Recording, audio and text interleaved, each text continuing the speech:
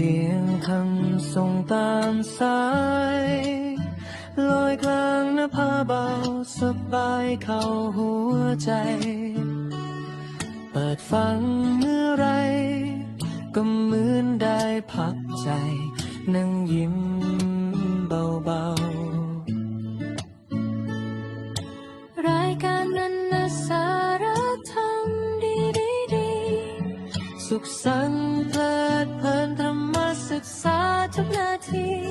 ความสุขความเมตตาแบ่งปันถึงกันทุกทีให้พุทธศาสนิกชนโดยทั่วกันเจริญสุขเจอตรงคำจุนโลกนี้คำสอนเก่าเล่าใหม่ใช้ได้จริงในวันนี้ทุกเรื่องราวทุกนัดก็เบาลงเบาเมื่อเปิดใจฟังแล้วลองทำดูขอให้คุณผู้ฟังทุกท่านสุขสมปรารถนาทั่วกันทุกคนยิ่งฟังยิ่งเพิ่มกุศลให้แสงธรรมส่องใจไปถึงบ้านคุณ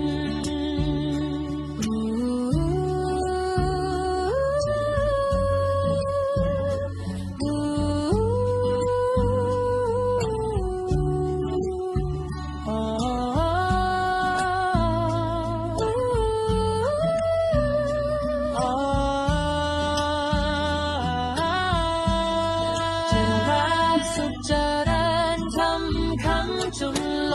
กนี้ขอให้คุณผู้ฟังทุกท่านสุขสมปรารถนาทั่วกันทุกคนยิ่งฟังยิ่งเพิ่มกุศลให้แสงธรรมส่องใจไปถึงบ้านคุณ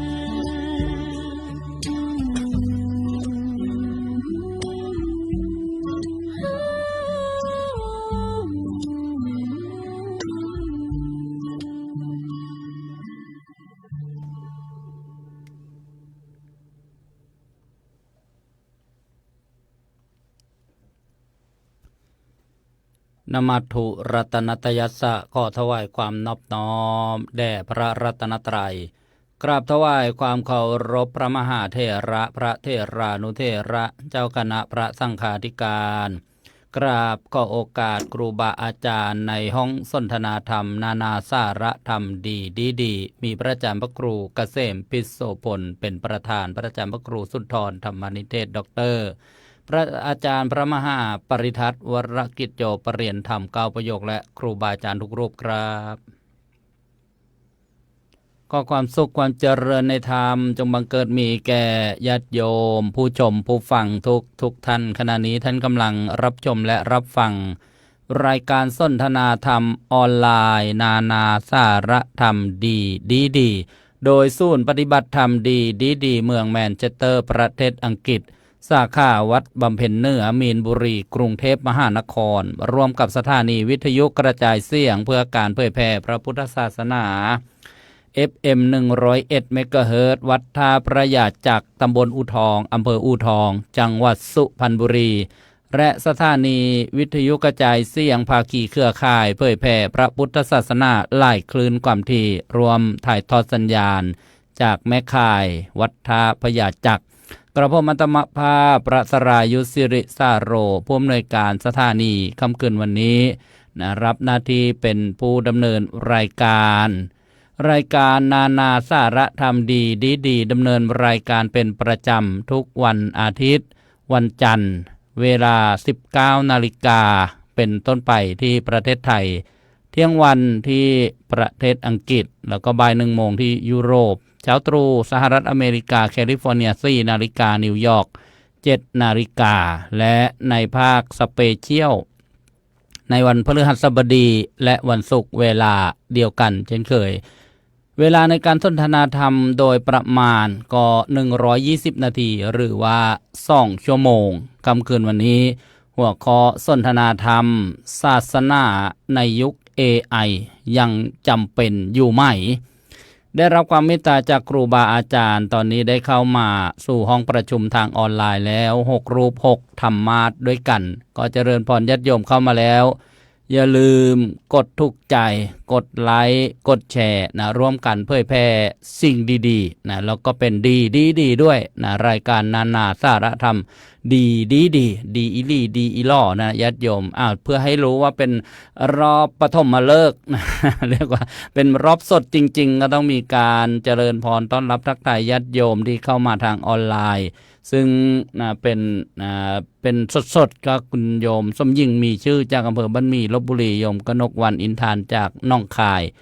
โยมไส้ทำลำธารจากกำแพงเพชรโยมไวเด่นชัยประดิษฐ์ตลาดอู่ทองสุพรรณบุรีโยมไส้ผินช่วยเมืองที่พัทลุงโยมปลาเกษีนนทบุรี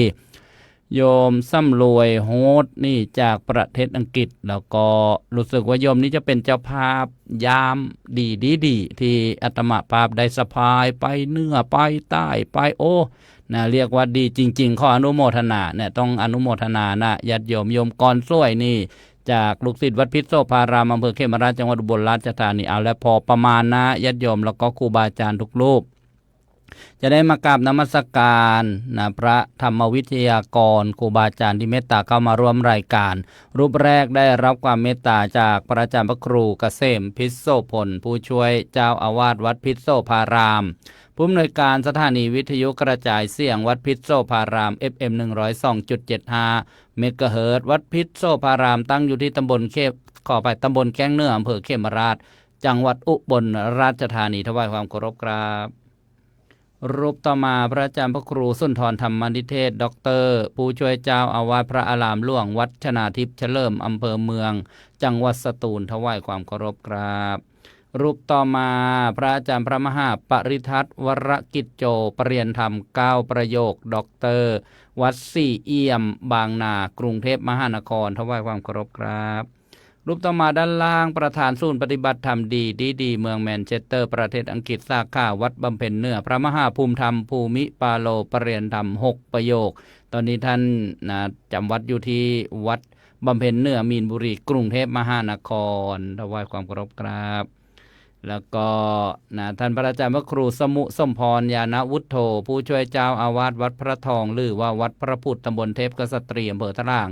จังหวัดภูเก็ตถวายความเคารพครับถวายความเคารพรวมอีกครั้งหนึ่งทุกรูปครับก็กราบอาราธนาพระอาจารย์พระครูเกษมพิษโสพลผู้เป็นประธานในห้องประชุมได้เมตตาเปิดการสนทนาธรรมหัวข้อศาสนาในยุค AI ยังจำเป็นอยู่ไหมด้วยความเคารพครับขอความนอบน้อมแด่พระรัตนตรัย ขอถวายความเคารพพระเถรานุเถระทุกรูปครับ ขอความสุขความเจริญในธรรมจงมีแก่ญาติโยมสาธุชนคนใจบุญทุกท่านที่กำลังติดตามรายการนานาสารธรรมดีในค่ำคืนมื้อนี้เป็นค่ำคืนของวันจันทร์ที่23เดือนกุมภาพันธ์2569อาตมาภาพพระครูเกษมพิษโสพลมื้อนี้ก็ได้มีโอกาสมาทำหน้าที่ร่วมสนทนาธรรมในหัวข้อเรื่องศาสนาในยุค AI ยังจำเป็นอยู่ไหมอาตมาว่าจังซี่ AI บ่ได้ยินแน่โยม AI บ่ได้ยินถ้าหากว่าบ่ใส่ไมโครโฟนบ่ใส่มือคีย์บอร์ดพิมพ์เข้าไป AI บ่ตอบสนอง ดังนั้นถามว่าศาสนาในยุคใดก็ตาม โดยเฉพาะอย่างยิ่งในยุค AI นี่ยังจำเป็นอยู่ไหมถ้าสิตอบแบบเพลินๆแบบบ่ต้องคิดหลายคนก็อาจสิตอบว่า AI ฉลาดกว่าครูบาเร็วกว่าความคิดครูบาแม่นยำกว่าครูบาอ่านพระไตรปิฎกแล้วศาสนาจะยังจำเป็นอะไรอยู่เล่าอันนี้ถ้าตอบแบบบ่คิดนะ เช่นอาจสิไปเห็นพระอยู่ในชนบทบ้านนอกอินเทอร์เน็ตก็บ่มีโทรศัพท์มือถือก็บ่มีโยมสิตอบแบบนี้เลย แต่ถ้าเฮาสิมองให้ถึงแก่นหมายถึงมองโดยตาคือปัญญามองให้ชัดเจาะให้ลึกคำตอบสิชัดยิ่งขึ้นว่านี่ล่ะเรื่องศาสนายิ่งจำเป็นที่สุดในโลกเลยบาดนี้เพราะอย่างเพียงแต่ว่าศาสนานี่ยิ่งจำเป็นหลายกว่าเก่าเพียงแต่ว่าบทบาทก็ต้องทำความเข้าใจใหม่อันนี้เพราะอย่างเพราะว่า AI นี่เก่งตอนนี้ชาวโลกกำลังรับรู้รับทราบเข้าใจและก็กำลังฮิตติดอันดับท็อป 10 ในโลกว่า AI เขาเก่งนะตอนนี้ผู้ใดบ่ฮู้จัก AI เฉยโยมเอ้ยแม่ใหญ่มกในมะขามอยู่นำบ้านนอกมันน่ะก็จำเป็นต้องฮู้จักว่า AI มันคือหยังล่ะโชถามลูกถามหลานลูกหลานก็สิหัวเราะเยาะคล้ายๆว่าเย้ยคุณยายพูดได้ความถึงขนาดนั้นโยมแต่ว่าความเป็นจริงนะ AI นี่เก่งเรื่องจำข้อมูลนี่อาตมายอมรับอาตมาสู้ AI บ่ได้เดี๋ยวนี้นะโยมมาวัดบางมื้ออาตมาสิเอิ้นยังจำชื่อเขาบ่ได้นี่เห็นบ่แพ้ AI เห็นบ่AI เนี่ยคำนวณเก่งคาดการณ์เก่งแต่ AI บ่จักทุกข์แต่ AI บ่ฮู้จักสุขแต่ AI บ่ฮู้จักกิเลสและ AI บ่ฮู้จักความหลุดพ้นญาติโยมเป็นได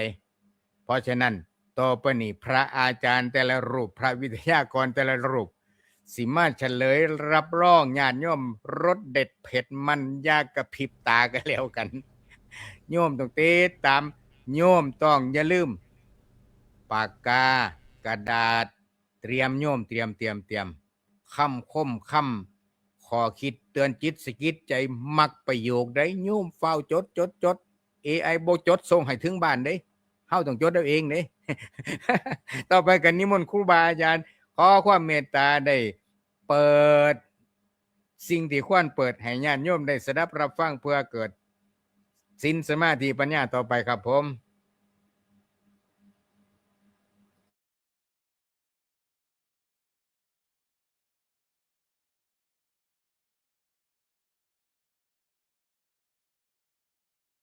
เปิดไม่นะครับเปิดไม่นะ ขออภัยครับ ทีมงานก็ไม่เตือนกันบ้างเลยกล่าวขอบพระคุณครับอาจารย์พระครูเกษมวิโสพลที่ได้เมตตานะมาร่วมสนทนาแล้วก็เปิดหัวข้อการสนทนาธรรมค่ำคืนวันนี้ศาสนาในยุค AI ยังจำเป็นอยู่ไหมนะพระอาจารย์พระครูท่านบอกว่าโดยสรุปจำเป็นยิ่งกว่าเก่านะญาติโยมผู้ฟังจำเป็นยิ่งกว่าเก่าแต่ว่าเราต้องทำความเข้าใจบทบาทนะหรือว่าบริบทนะในคำว่าศาสนาแล้วก็นะยุคนะที่ว่ามี AI นะเครื่องไม้เครื่องมืออุปกรณ์ต่างๆทำอะไรตอบได้ทำอะไรรู้นะมายังมาแล้วยิ่งกว่าอับดุลในงานวิกงานวัดอีกญาติโยม ขอบพระคุณอีกครั้งนึงครับกับอาราธนาพระอาจารย์พระมหาปริทัศน์นวรกิจโจปรริยนธรรม9ประโยคด็อกเตอร์ซึ่งท่านมีศาสนกิจโอ้โหมากมายแล้วก็ท่านเป็นผู้ที่เรียกว่าคำวอดในวงการพระพุทธศาสนากับอาราธนาได้รวมสนทนาในเรื่องของศาสนาในยุค AI ยังจำเป็นอยู่ไหมในปัจจุบันเนี่ยครับกับอาราธนาด้วยความเคารพครับ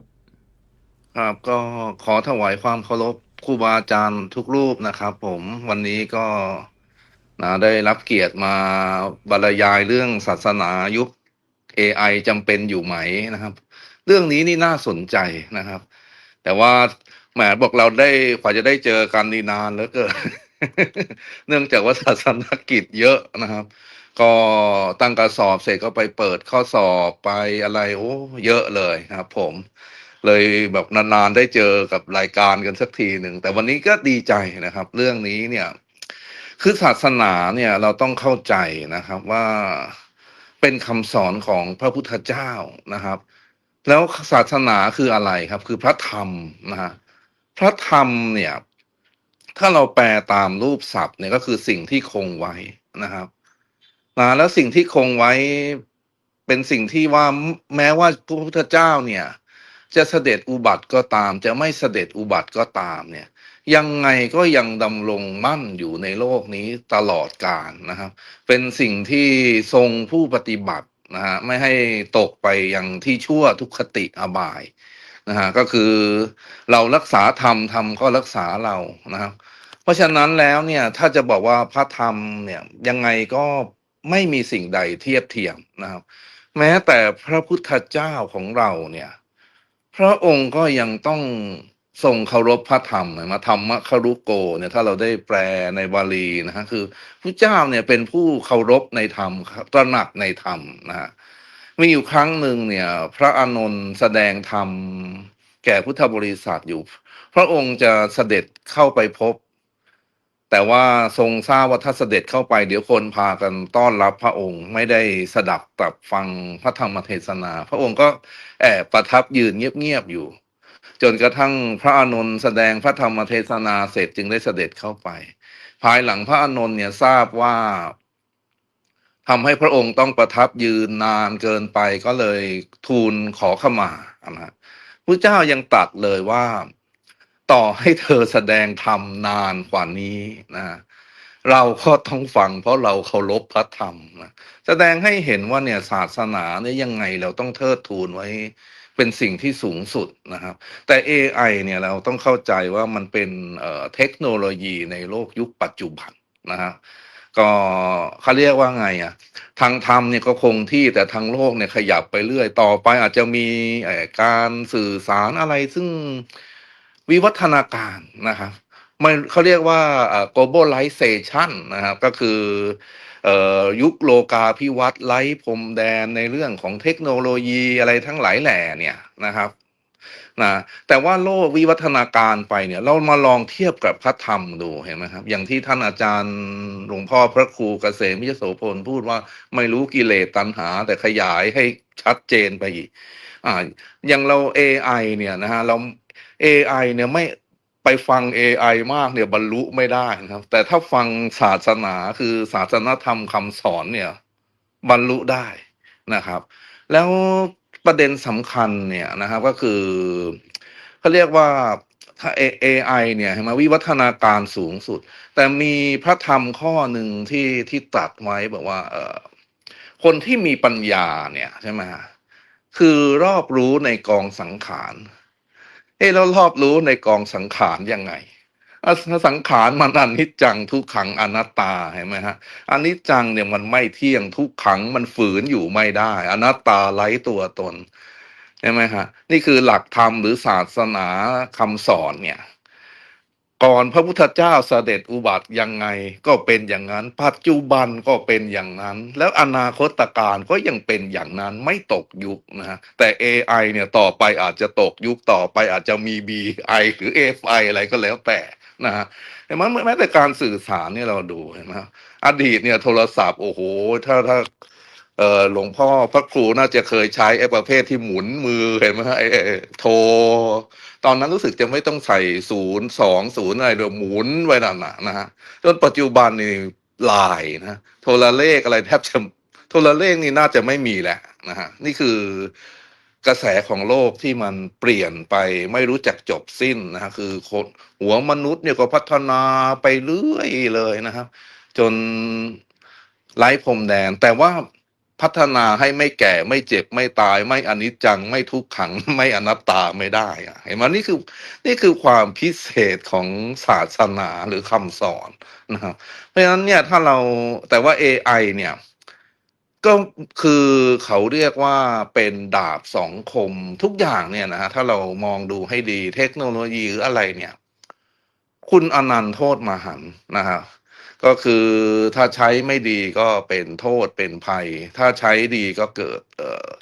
สมรรถภาพในการช่วยเผยแผ่นะก็คือเห็นเขาก็เอามาแต่งเป็นรูปนะฮะรูปอะไรพ่อแม่ครูบาอาจารย์ให้สวยขึ้นชัดเจนขึ้นนะฮะแต่บางที AI ไปแต่งภาพเกินจริงไปแต่งเรื่องอะไรแหมก็อันนั้นก็เกินไปนะอันนี้ก็คือ เพราะฉะนั้นเนี่ยศาสนาเนี่ยเป็นสิ่งที่สำคัญที่สุดอยู่แล้วนะฮะเพราะเป็นสิ่งที่ยึดเหนี่ยวจิตใจของผู้คนนะครับให้อยู่ในสิ่งที่ดีงามนะครับแล้วก็เป็นสิ่งที่คงที่มีอยู่ตลอดไปนะครับแล้วก็สอนที่เป็นอัศจรรย์ด้วยนะครับก็คือลักษณะของพระธรรมเนี่ยเราต้องเข้าใจนะฮะพระธรรมเนี่ยนะฮะท่านเป็นของซื่อของตรงนะครับ บุคคลผู้จะปฏิบัติเนี่ยก็ต้องเป็นคนซื่อคนตรงด้วยจึงจะไปกับท่านได้นะฮะอันนี้นี่คือลักษณะของพระธรรมนะฮะแต่อันนี้ไอ้วาทะเนี่ยผมเคยแต่งกลไว้แต่ว่าพอดีไม่ได้เตรียมมาอ่านก็แต่ว่ามีกรอื่นอยู่ นะครับก็เนี่ยเพราะฉะนั้นพระธรรมเนี่ยจึงเป็นสิ่งที่สำคัญนะฮะ เราไปยึดติด AI ไปตามเทคโนโลยีเนี่ยไม่สามารถจะบรรลุมรรคผลนิพพานนะฮะพบกับจุดสูงสุดของอาชีวิตมนุษย์ในโลกได้นะครับคือยังไม่พบโลกุตตรธรรมนะฮะแต่ถ้าหากว่าเรายึดติดคำสอนประพฤติปฏิบัติตามสำเนียกให้รู้เนี่ยก็สามารถจะบรรลุได้เพราะฉะนั้นเนี่ยถามว่าศาสนาในยุค AI ยังจำเป็นอยู่ไหมเนี่ยจำเป็นสูงสุดนะครับ เพราะว่ายังไงเสียไม่ว่าจะต่อให้ไม่ได้อยู่ในยุคของพระพุทธศาสนาเป็นพุทธันดรในยุคของพระปัจเจกพุทธเจ้าเนี่ยยังไงพระธรรมหรือเนี่ยถ้าในยุคของพระเจ้าคือศาสนา แต่ถ้าไม่มีก็เป็นพระธรรม แต่เขาเรียกว่าเป็นพรหมจรรย์นะฮะถ้านอกยุคก็เป็นพรหมจรรย์เนี่ยยังไงต้องประเสริฐที่สุดนะฮะ ขนาดว่าพระเนมิราชเนี่ยนะฮะอธิษฐานบารมีโอ้โหอยากจะเห็นนรกสวรรค์นะเป็นชาติหนึ่งในทศชาติชาดกที่สำคัญเนี่ยพระเนมิราชเนี่ยทรงพิจารณาเห็นว่าอธิษฐานเนี่ยถูกต้องนะเป็นบารมีข้อหนึ่งอธิษฐานตั้งใจแล้วทำให้ดี แต่อธิษฐานอย่างเดียวไม่ได้นะครับต้องใช้พรหมจรรย์เข้าช่วยด้วยจึงจะสำเร็จนะเพราะสมัยนั้นเนี่ยยังไม่มีศาสนาประดิษฐานขึ้นนะครับจึงเรียกว่าพรหมจรรย์นะครับขนาดว่าเนี่ยไม่ได้อยู่ในยุคยังสำคัญ แต่ว่าถามว่าอนุโลมเข้าอันเดียวกันไหมอันเดียวกันหมดนะสอนเหมือนกันหมดเป็นอัศจรรย์นะก่อให้เกิดเขาเรียกอะไรก่อให้เกิดผู้บรรลุธรรมตามที่บรรลุเป็นไงครับก็โสดาบันสกทาคามีอนาคามี และพระอรหันต์เนี่ยสำคัญนะครับ เพราะฉะนั้นศาสนาเนี่ยไม่ว่าจะยังไงแล้วก็ต้องเป็นสิ่งสำคัญนะครับเป็นสิ่งที่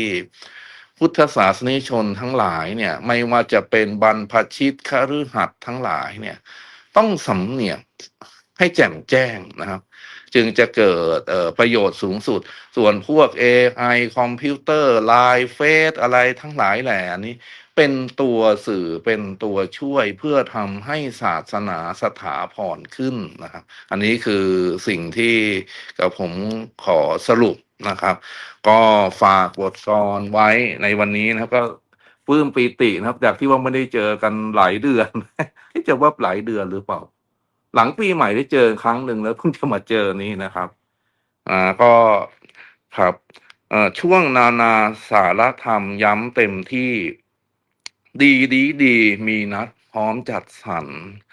แนวมากมายรายการประสานกัน เกิดสัมพันธ์มั่นคงครบองค์คุณ จัดลงตัวหัวข้อต่อเนื้อหา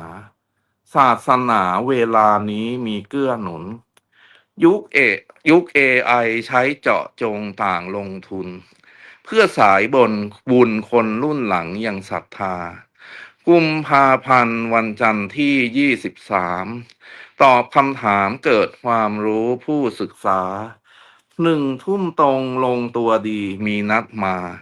รวมพร้อมหน้าเวลาไทยในรายการ พระมหาภูมิธรรมย้ำติดต่อ เวลาพอขอเมตตามาไขขาน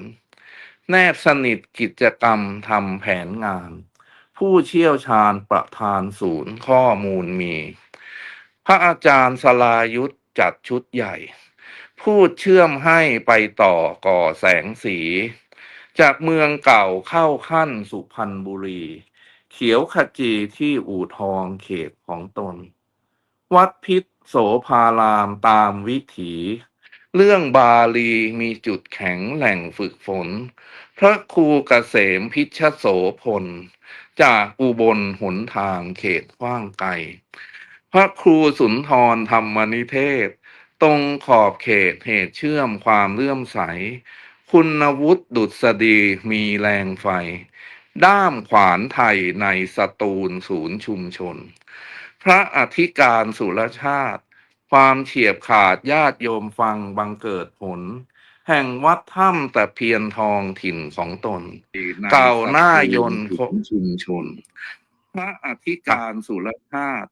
ความเฉียบขาดญาติโยมฟังบังเกิดผล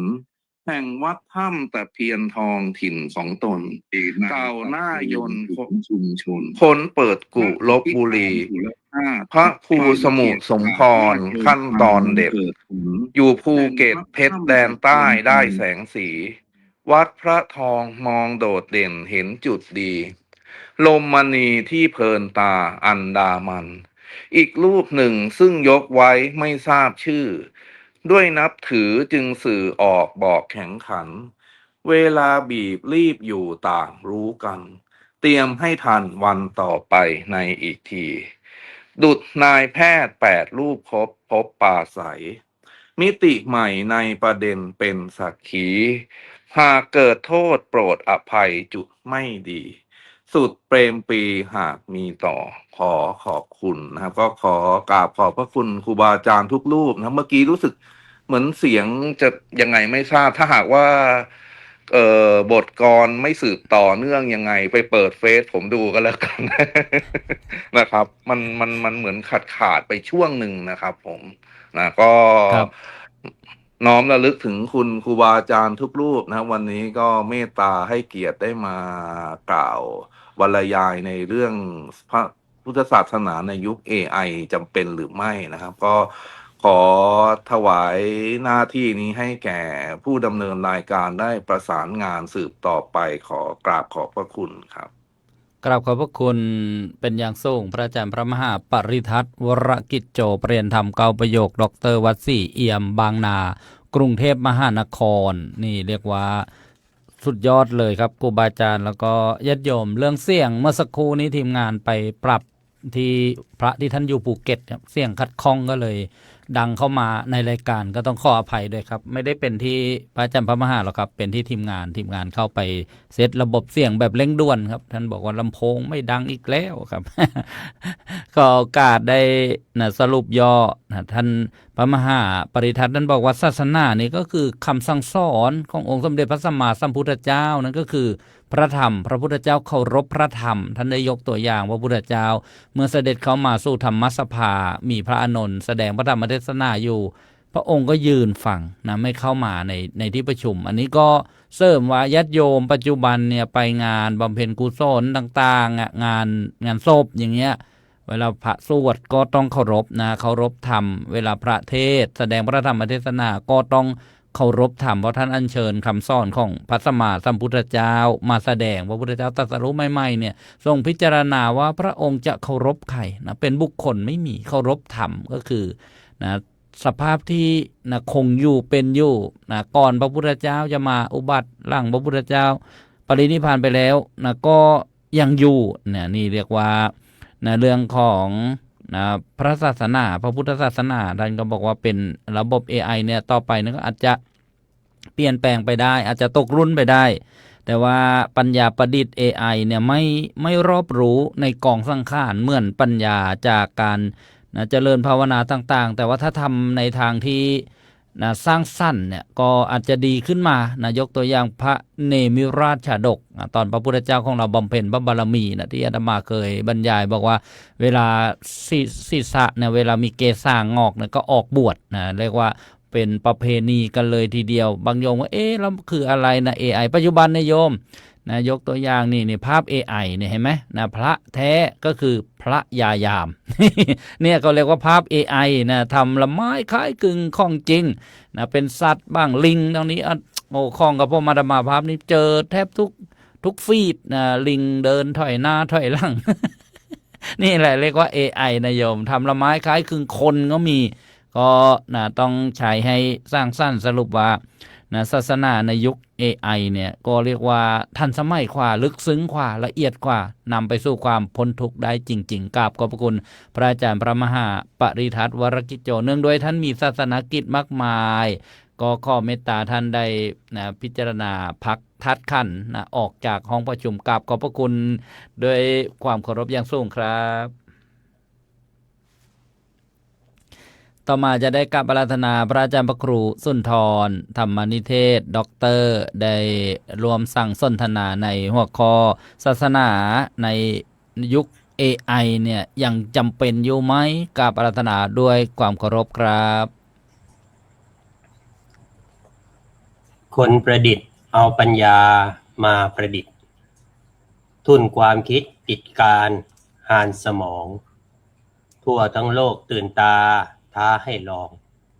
ระเบิดกล้องฉายาว่า AI ขอถวายความเคารพครูบาอาจารย์ซึ่งมีท่านอาจารย์พระครูเกษมพิโสพลเป็นต้นเป็นประธานและก็ครูบาอาจารย์ทุกรูปที่ได้เมตตาในการสนทนาธรรมค่ำคืนนี้ครับผมโดยมีท่านพระอาจารย์สรายุทธผู้ดำเนินรายการนะแล้วก็ญาติโยมสาธุชนทุกท่านด้วยนะที่กำลังเข้ามาร่วมรับชมรับฟังเป็นส่วนหนึ่งของครอบครัวธรรมะสารธรรมดีๆนะที่จะได้ช่วยกันในยุคศาสนาที่เกี่ยวข้องกับ AI นะว่าเรายังจำเป็นไหมที่จะต้องเกี่ยวข้องจริงๆแล้ว AI ก็เป็นเครื่องมือนะที่เราอาจจะได้นำมาใช้เป็นส่วนหนึ่งในการเผยแผ่ศาสนาหรือการในการปฏิบัติธรรมนะก็ได้เพราะว่า AI นี้ไม่มีความลำเอียงนะไม่มีเรื่องของการที่จะไปแสวงหาสิ่งที่จะเป็นการสร้างความขัดแย้งในใจเราถ้าว่าเราได้รับมาเหมือนกันเนี่ยก็ขึ้นอยู่กับว่าใจของเรานั้นจะปรุงแต่งไปอย่างไรนะแต่ AI นี้ไม่แน่ใจว่าจะปรุงแต่งได้ไหมนะยกเว้นคนใส่ข้อมูลอะไรเข้าไปนะซึ่งปัจจุบันเราก็เห็นว่าหลายประเทศมหาอำนาจก็เริ่มจะใช้ AI เข้ามาช่วยในการพัฒนาประเทศนะแล้วก็เครื่องไม้เครื่องมือแล้วก็เป็นสินค้านำออกด้วยแต่ทั้งนี้ทั้งนั้นก็ขึ้นอยู่กับว่าผู้ใช้จะใช้ประโยชน์ยังไงมีดหนึ่งด้ามเนี่ยใช้ปอกผลไม้ก็ได้นะปอกเปลือกผลไม้หรือเอาไปแทงคนก็ได้นะนั้นมันจึงมีทั้งเรื่องของสิ่งที่ให้ทั้งประโยชน์และก็ให้โทษได้ด้วยนะขึ้นอยู่กับผู้ใช้อันคนที่จะใช้ก็จะต้องมีปัญญาในการใช้นะเพราะจะได้ไม่เกิดโทษแก่ตนและแก่ผู้อื่นด้วยมันอย่างท่านพระอาจารย์มหาปริทัศน์ได้พูดถึงเมื่อกี้ว่ามันมีทั้งคุณและโทษเราก็จะต้องพิจารณานะในการใช้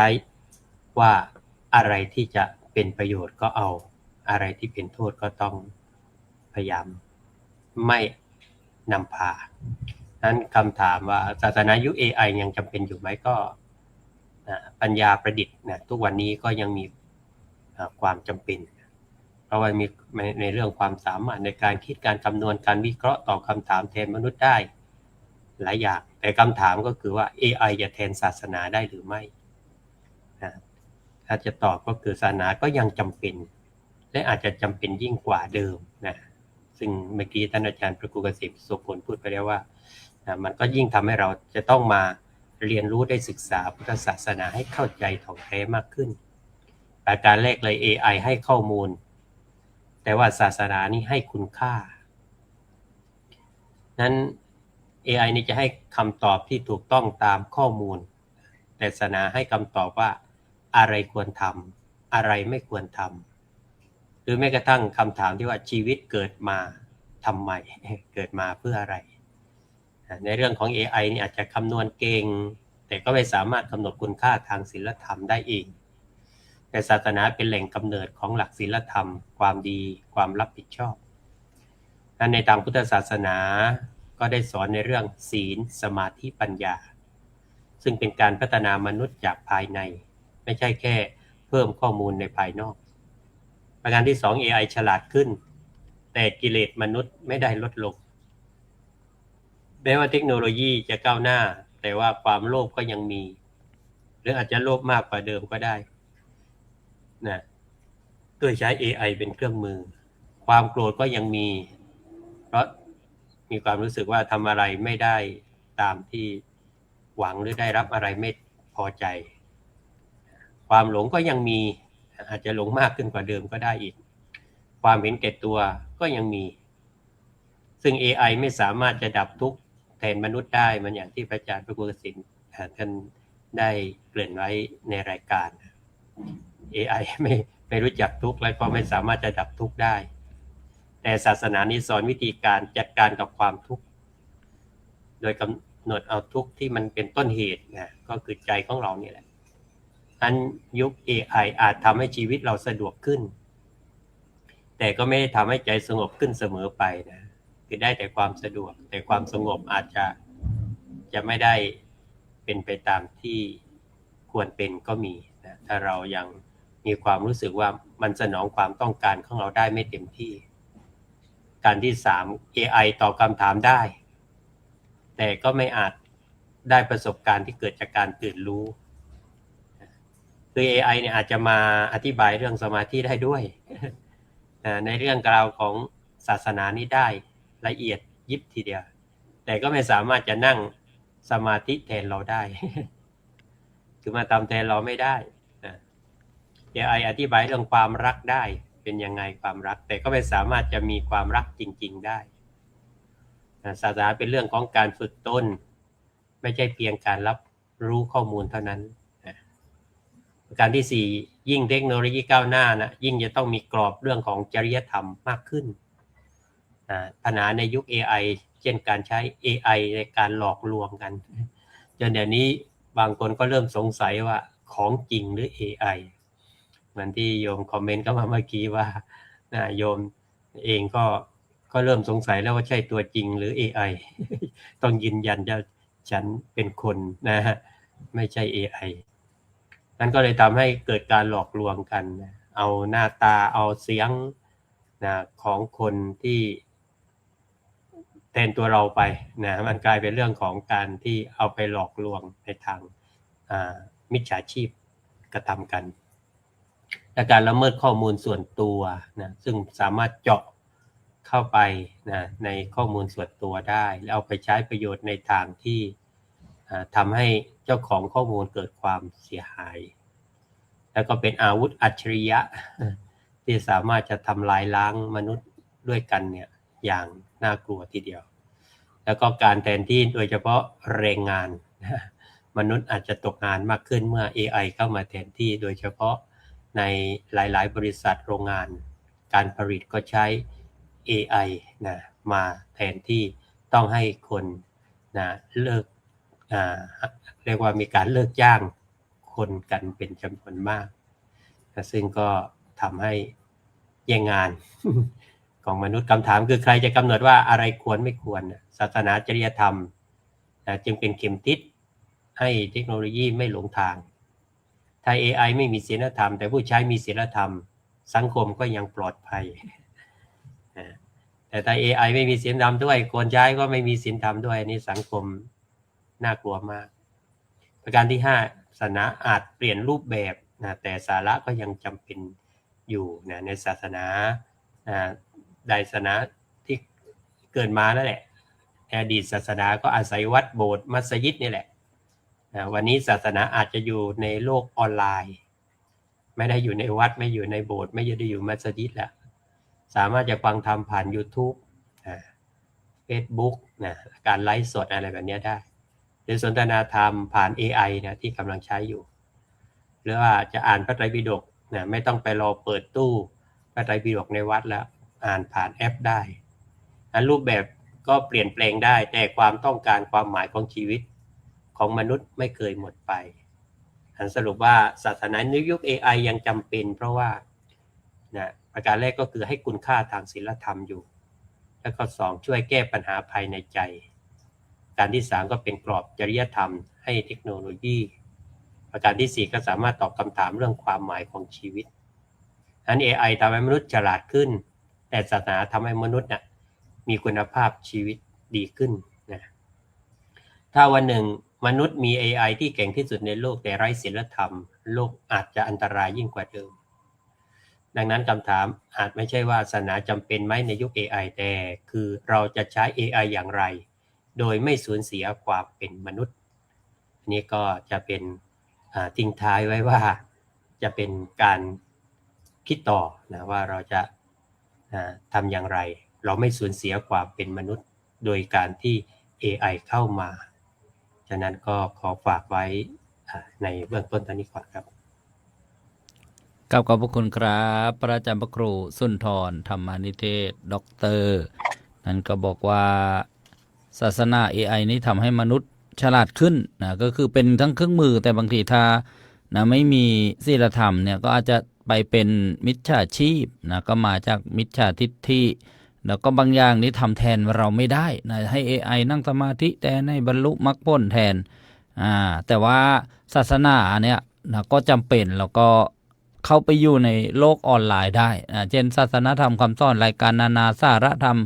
ดีนะอย่างนี้เป็นต้นนะเพราะฉะนั้นเนี่ยท่านก็ได้สรุปมาเป็นข้อก็กราบขอบพระคุณพระอาจารย์พระครูสุนทรธรรมานิเทศด็อกเตอร์อีกครั้งหนึ่งครับนำมาฟังพระอาจารย์พระครูสมุสมพรญาณวุฒโธนะจากวัดพระทองหรือว่าวัดพระพุทธอำเภอทะล่างจังหวัดภูเก็ตขอกราบปรารถนาด้วยความเคารพครับ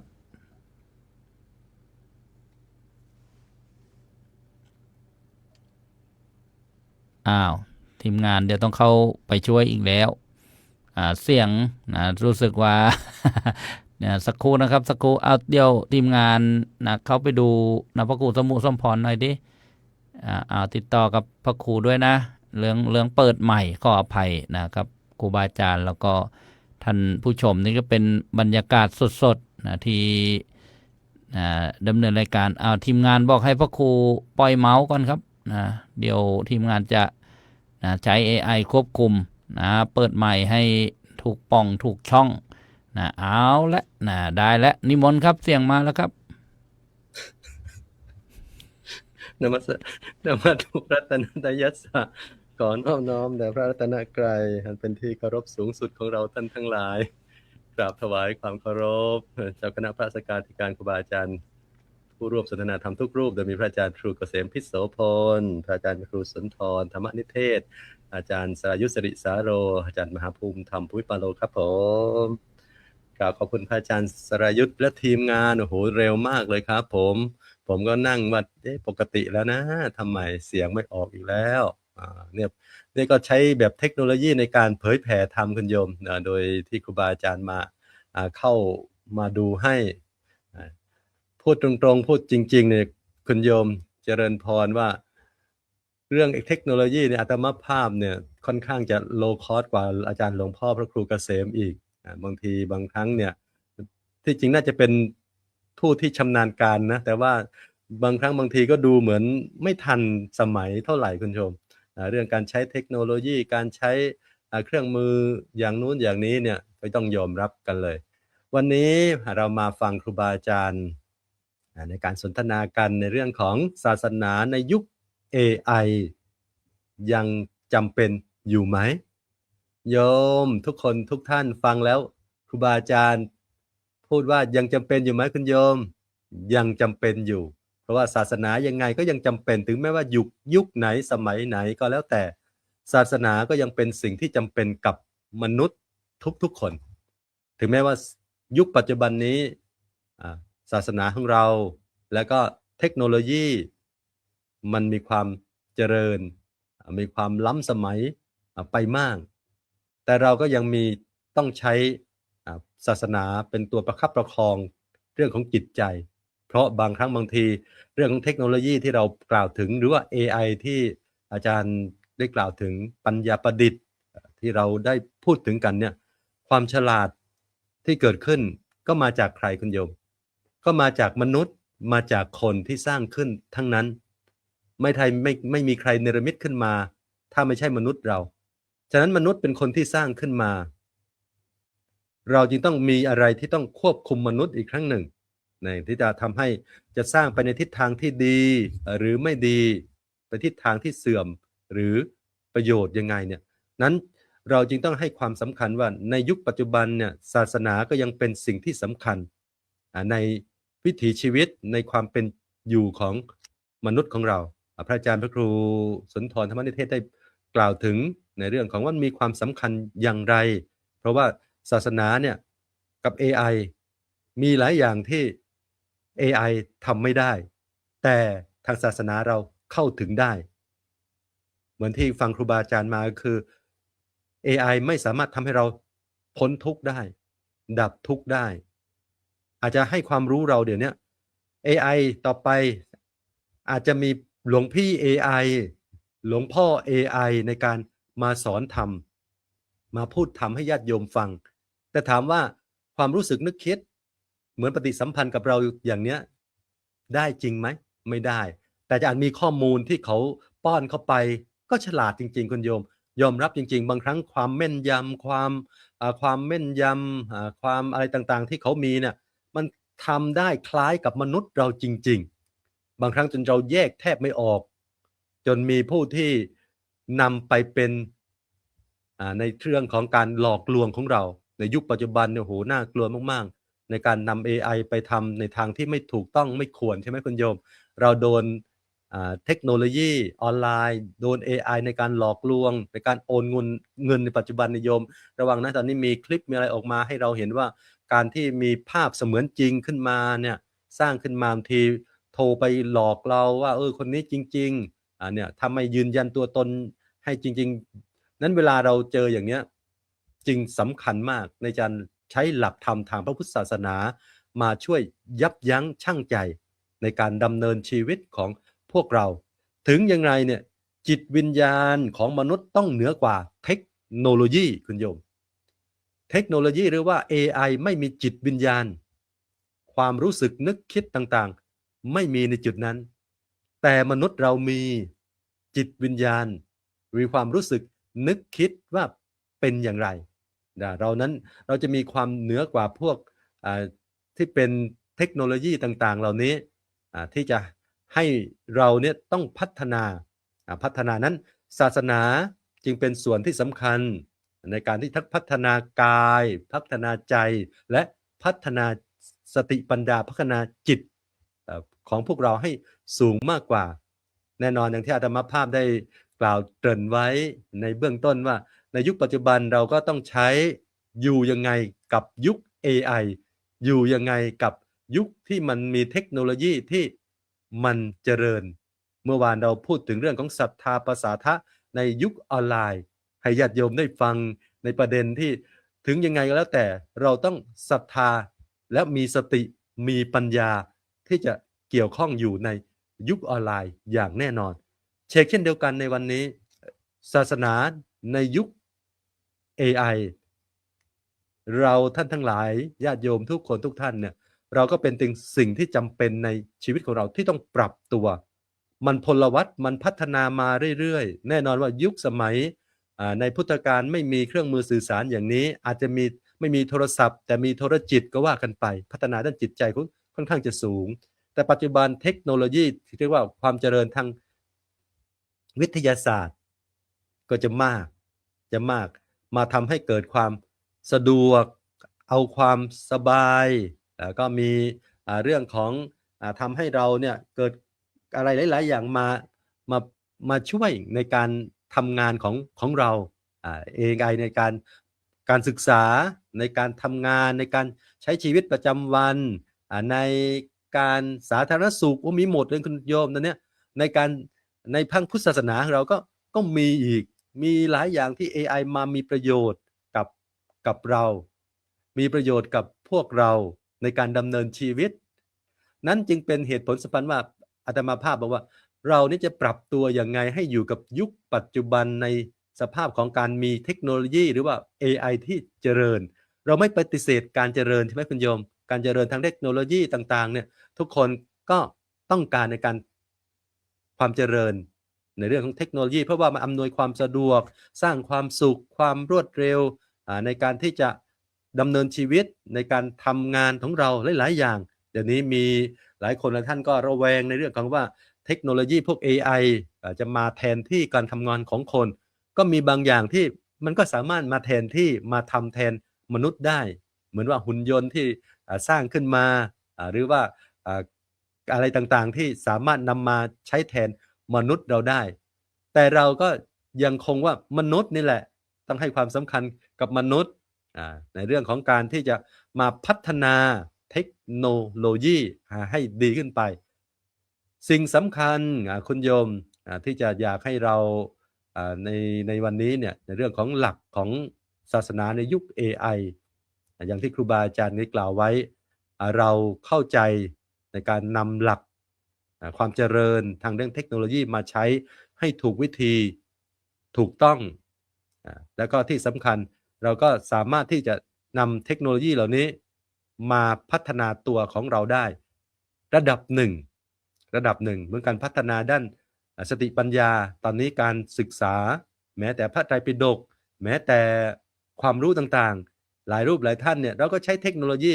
เซิร์ชหาข้อมูลจาก AI ก็มีเดี๋ยวนี้มีอะไรนะอาจารย์ ChatGPT ก็สามารถตอบคำถามอะไรต่างๆที่ได้แต่โยมระวังนะบางครั้งบางทีข้อมูลต่างๆที่เอาเข้าในระบบออนไลน์ระบบ AI ต่างๆอาจจะมีข้อมูลที่ไม่จริงก็ได้ตรงนี้น่ากลัวคุณโยมข้อมูลที่ไม่จริงเราต้องสืบค้นคว้าเราต้องใช้หลักของกาลามสูตรที่เราพูดถึงกันเมื่อวานอย่าเพิ่งเชื่อแม้ว่าคนที่บอกเรานั้นคือ AI ข้อที่11หรือเปล่าไม่รู้นะอย่าเพิ่งเชื่อว่าคุณนั้นเป็นครูบาอาจารย์เนี่ยตอนนี้ต้องบอกว่าอย่าเพิ่งปลงใจเชื่อที่คำตอบนั้นของ AI คุณโยมก็คือทำให้เราต้องพิจารณาโยนิโสมนสิการกันก่อนแล้วก็ที่สำคัญก็คือให้เรามีนิสสัมมะกระดังเสยโยเหมือนอาจารย์พระมหามีภูพูดไว้เมื่อวานให้ใคร่ครวญเสียก่อนจึงลงมือทำจงเชื่อจึงปฏิบัติตามนี่จึงเป็นสิ่งที่สำคัญเลยในการที่จะใช้ให้ถูกวิธีนั้นศาสนาจึงมีส่วนสำคัญในเรื่องของสร้างรากฐานในเรื่องของจิตใจของเราพัฒนาจิตใจก็ต้องอาศัยคนนี่แหละตัวของเราเองนี่แหละจะใช้ AI มาให้ช่วยพัฒนาจิตใจให้กิเลสของเราพ้นคงไปไม่ได้อย่างที่ครูบาอาจารย์ไว้และศาสนาก็ยังมีส่วนสำคัญในการพัฒนาด้านจริยธรรมศีลธรรมให้เกิดขึ้นกับหมู่มนุษย์ในชุมชนในสังคมของพวกเราอาจจะใช้ AI ในการที่จะส่งเสริมได้แต่สิ่งที่สำคัญก็คือศาสนาก็ยังเป็นประเด็นที่สำคัญและจำเป็นกับมนุษย์ในยุคปัจจุบันและศาสนาของเราก็เป็นวิถีชีวิตการเป็นอยู่สร้างศิลปะวัฒนธรรมให้เกิดขึ้นกับคนทุกยุคทุกสมัยนี่คือการที่เรามีศาสนาไว้ประคับประคองจิตใจมีศาสนาไว้ในการมีพระธรรมคำสอนในการดำเนินชีวิตอย่างถูกต้องดีงามฉะนั้นในวันนี้ในเบื้องต้นก็จะกล่าวไว้เพียงแค่นี้บอกว่าศาสนาในยุค AI ยังจะเป็นอยู่ไหมก็ตอบย้ำทำความเข้าใจกับญาติโยมทุกคนทุกท่านว่าทุกยุคทุกสมัยยังไงก็ต้องมีศาสนาอยู่และยังจำเป็นแม้เทคโนโลยีสำคัญมากขนาดไหนจิตวิญญาณของมนุษย์ต้องเหนือกว่า AI จิตวิญญาณของมนุษย์ต้องมากกว่าเทคโนโลยีเราใช้เทคโนโลยีให้เป็นเครื่องมือในการดำเนินชีวิตของเราในความสะดวกของเราในการพัฒนาตัวตนของเรานั้นในค่ำคืนนี้โอกาสแรกก็กราบไว้เพียงโอกาสไว้เพียงแค่นี้ก่อนกราบขอบคุณพระอาจารย์ครูบาอาจารย์ทุกรูปและขออนุโมทนาบุญกับญาติโยมทุกท่านครับผม กับขอบพระคุณครับพระอาจารย์พระครูสมุสมพรญาณวุฒโธนะถึงแม้จะขัดข้องนะไปบ้างเล็กๆน้อยๆนะก็ต้องใช้ AI เหมือนกันนะปัญญาประดิษฐ์ปัญญาประดิษฐ์เครื่องมืออะไรต่างๆก้าวโดยสรุปท่านก็บอกว่าจำเป็นนะศาสนาในยุค AI เนี่ยเพราะว่าเจ้า AI เนี่ยนะมันไม่มีจิตไม่มีใจนะมันก็พัฒนาไม่ได้เหมือนมนุษย์ที่สำคัญคือมีจิตมีใจนะจะต้องเอาศาสนาเนี่ยมาพัฒนากายนะวาจาใจนะก็สรุปว่ายังจำเป็นนะครับกับขอบพระคุณพระอาจารย์พระครูสมุสมพรอีกครั้งหนึ่งนะครับกับก็กราบอาราธนาหลวงพี่มีภูพระอาจารย์พระมหาภูมิธรรมนะภูมิปาโลว่าจะมีความเห็นอย่างไรบ้างนะศาสนาในยุค AI เนี่ยนะยังจำเป็นอยู่ไหมศาสนาในยุคนี้ยังจำเป็นอยู่ไหมเมื่อคืนก็นะจัดหนักไปแล้วนะใครจะมาท่าไหนนะออนไลน์ในปัจจุบันอะไรครับก็อาราธนาครับ กราบถวายความเคารพพ่อแม่ครูบาอาจารย์ผู้ร่วมรายการทุกรูปด้วยความเคารพอย่างสูงยิ่ง โดยมีหลวงพ่อพระครูเกษมพิกโสพลอาจารย์พระครูสุนทรธรรมนิเทศอาจารย์พระครูสมุทรสมพรญาณวุฒโธและอาจารย์สายุตริสาโรด้วยความเคารพครับผมเจริญพรเจริญสุขสวัสดีดีจงมีแด่ญาติโยมญาติธรรมกัลยาณมิตรญาติธรรมทุกท่านเลย ที่เข้ามารับชมรับฟังรายการนานาสาระธรรมดีแล้วก็ติดหนืบกันเหมือนตังเมเลยติดกันทุกวันตั้งแต่รายการเสียงธรรมปันจุกแล้วก็มาธรรมะเสียงเนอของอาจารย์สายุทธวันนี้ไปพูดถึงยักษ์โยม อาจารย์สายุทธพูดถึงยักษ์ยักษ์เป็นรูปยักษ์เป็นรูป AI นะแต่ท่านก็ยังกล่าวถึงนั้นนะโยมนะยักษ์ยักษ์กินเด็กเห็นไหมยักษ์จับเด็กเนี่ยเพราะฉะนั้นวันนี้ตอนแรกอาตมาว่าจะเข้าไปแซวเลยว่าตอนที่อาจารย์พูดว่ามโหสถบอกว่าให้ยักษ์กับผู้หญิงเนี่ยผู้หญิง2 คนเนี่ยไปจับเด็กว่าคนไหนร้องจริงๆแล้วเด็กร้องนะโยมนะเด็กจะให้ว่าเด็กร้องเพราะว่าแม่ดึงแรงอะไรแบบนี้อาตมาจะเข้าไปเทศแล้วอาตมาฟังจนจบวันนี้แฮปปี้มากๆเลยได้ไปเทศ1 เรื่องนะโยมนะเรื่องนี้พอฟังจบปุ๊บเห็นไหมโยมเพราะฉะนั้นถ้าถามว่าในยุคศาสนาในยุค AI ยังจำเป็นอยู่ไหมอย่าลืม$10นะ$10 10 ยูโรศาสนาในยุค AI จำเป็นอยู่ไหมโยมก็ตอบได้นะโยมนะข้อนี้โยมก็ตอบได้เสียงตามสายตามวิทยุสถานีวิทยุต่างๆก็ตอบได้ทั้งหมดเลยโยมตอบกับใจเราเองตอบกับตัวเราเองว่าศาสนาในยุค AI นี่จำเป็นอยู่ไหมอาตมาตอบได้เลยโยมศาสนานี่จำเป็นทุกยุคทุกสมัยแต่ในยุค AI นี่จำเป็นที่สุดเหมือนหมอที่ผลิตยาโยมพอโควิดมาหมอต้องรีบผลิตยาที่ป้องกันโควิด AI เป็นปัญญาประดิษฐ์มาพุทธศาสนาก็ต้องใช้ธรรมะที่ป้องกันขึ้นไปอีกเห็นไหมโยมต้องป้องกันเพื่ออะไรเพราะ AI นี่โยมใช้ทุกสิ่งทุกอย่างเลยเหมือนคนก็ปี้มาทุกสิ่งทุกอย่างเพราะฉะนั้น AI อาตมาเปรียบ AI เสมือนเรือโยมพุทธศาสนาเปรียบเสมือนคนที่ถือหางเรือคนที่ถือหางเสือของคนขับเรือโยมเพราะฉะนั้นพุทธศาสนาของเราเนี่ยต้องคุม AI ต้องคุม AI โยมเพราะอะไรถึงพูดเช่นนี้ถ้าพระสงฆ์องค์เจ้าโยมทั่วทุกมุมโลกอยู่ไม่พิมพ์เข้าไปเนี่ย AI ตอบได้ไหม AI ตอบไม่ได้ AI ก็ไม่มีคำตอบเมื่อเราพิมพ์เข้าไปถาม ChatGPT ปุ๊บเนี่ยอาตมาถ่ายรูปวันนี้แกงต้มไข่2 ฟองแล้วก็อะโวคาโดครึ่งลูก ChatGPT ตอบมาทันทีเลยว่าอาหารมื้อนี้ของท่านหมา9 เต็ม 10 คะแนนเป็นอาหารที่บำรุงสุขภาพแต่ถ้าอาตมาไม่พิมพ์เข้าไปเนี่ย AI ตอบได้ไหม AI ก็ตอบไม่ได้ AI ก็ไม่รู้เพราะฉะนั้นเราเนี่ยพระสงฆ์องค์เจ้าระโยมทั่วทุกมุมโลกเป็นคนที่ถือหางเสือเพราะฉะนั้นในเมื่อเราถือหางเสือแล้วเราต้องพยายามนะโยมนะพยายามป้อนข้อมูลที่ดีๆพยายามป้อนข้อมูลที่ดีๆแล้ว ChatGPT แล้วทุกสิ่งทุกอย่างจะตอบข้อที่ดีๆมาให้กับเราเพราะฉะนั้นเหมือนที่อาจารย์ปริทัศน์พูดเลยว่า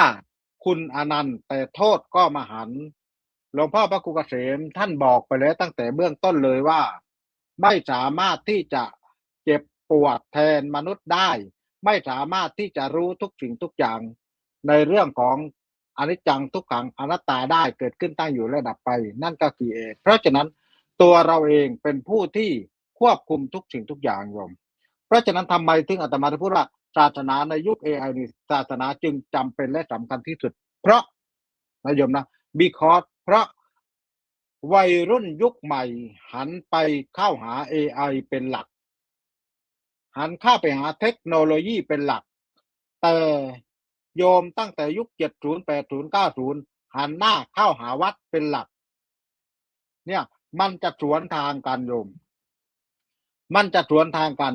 เราทำอย่างไรให้เด็กวัยรุ่นยุคใหม่หันหน้าเข้าหาวัดล่ะเราจะใช้วิธีสอนแบบไหนให้วัยรุ่นยุคใหม่หันหน้าเข้าหาวัดมาโดยยุคสมัยนี้โยมเห็นไหมค่ายพุทธบุตรแน่นอนค่ายพุทธบุตรก็มีแต่เด็กๆมีแต่เด็กๆค่ายพุทธบุตรมีแต่เด็กๆเราพระไปสอนที่โรงเรียนก็สอนแต่เด็กแต่ที่สำคัญคืออาตมาอยากให้ค่ายพุทธบุตรเป็นเด็กวัยรุ่นตั้งแต่ม.4 ม.5 ม.6 ไปโยมเป็นช่วงหัวเลี้ยวหัวต่ออยากให้ยุคนี้ที่เป็นค่ายพุทธบุตรแล้วนำพระสงฆ์องค์เจ้าเข้าไปสอนเพื่อให้เขาได้ซึมซาบธรรมะเนี่ยเด็กๆเนี่ยสอนอาตมาก็ทั่วไปอาตมาก็สอนอยู่5-6-7 ปี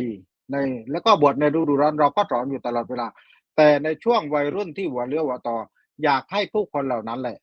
หันหน้าเข้าหาวัดแล้วอยากให้องค์กรหรือว่าองค์การหรือว่าหน่วยงานต่างๆที่เกี่ยวกับเด็กเหล่านี้นิมนต์พระไปเพื่อที่จะให้เขาได้เข้าใจในพุทธศาสนาสมัยนี้เราไปถามเด็กวัยรุ่นปุ๊บเด็กนักเรียนม.4 อาตมาไปคุมสอบหนูตอบได้ไงก็ถาม ChatGPT พระอาจารย์ถาม ChatGPT พระอาจารย์ถาม ChatGPT เพราะฉะนั้นเด็กเหล่านี้จะมีคำตอบแบบนี้เนี่ยเพราะฉะนั้นพ่อแม่ครอบครัวจึงเป็นสิ่งที่สำคัญที่จะนำธรรมะว่าพุทธประวัติหรือพุทธประเพณีของเรามีตั้งแต่โบราณกาลแล้วแต่ไม่ใช่เป็นธรรมะที่ล้าสมัยท่านสมัยอยู่เสมอโยมไม่เคยล้าสมัยเลยเนี่ยนี่คือสิ่งที่สำคัญเพราะฉะนั้นอาตมาจึงคิดว่า AI ในโลกยุคปัจจุบันวัยรุ่นเข้าถึงมากที่สุดคนทำงานทั่วไปก็เข้าถึงมากที่สุดเพราะอะไรเพราะเป็นเครื่องมือที่เข้ามาช่วยผ่อนหนักเป็นเบาในเรื่องของการทำงานเป็นเครื่องมือเข้ามาช่วยผ่อนหนักเป็นเบาจากทำเอกสารทุกอย่างเลยโยมบัญชีวัดก็ดีบัญชีพระสงฆ์องค์เจ้าทุกสิ่งทุกอย่าง AI เข้าไปช่วยหมดเลยนั่นเป็นผลดีเพราะใช้เวลาน้อยนิดโยมสำเร็จออกมาเลยเราสั่งอะไรออกมาได้หมดเลยเนี่ยนี่เป็นผลดีแต่ผลที่ไม่ดีนั่นก็คือเหมือนที่ใช้ AI เป็นพวกมิจจี้สแกมมี่สแกมเมอร์เหมือนที่อาจารย์สายุทธพูดไปนี่คือไม่ดีเพราะฉะนั้นทุกสิ่งทุกอย่างเป็นคุณอนันต์และโทษหมานแต่ทั้งนี้ทั้งนั้นทำไมจึงเราศาสนาจึงสำคัญที่สุดในยุค AI เพราะยุค AI นี่คนไม่ค่อยสนใจในเรื่องของพุทธศาสนาเร่งรีบกับการทำงานเร่งรีบกับการใช้ชีวิตเร่งรีบกับการขึ้นรถเร่งรีบกับการเดินทางและแข่งกับเวลาเพราะฉะนั้นจิตใจของโยมในยุคใหม่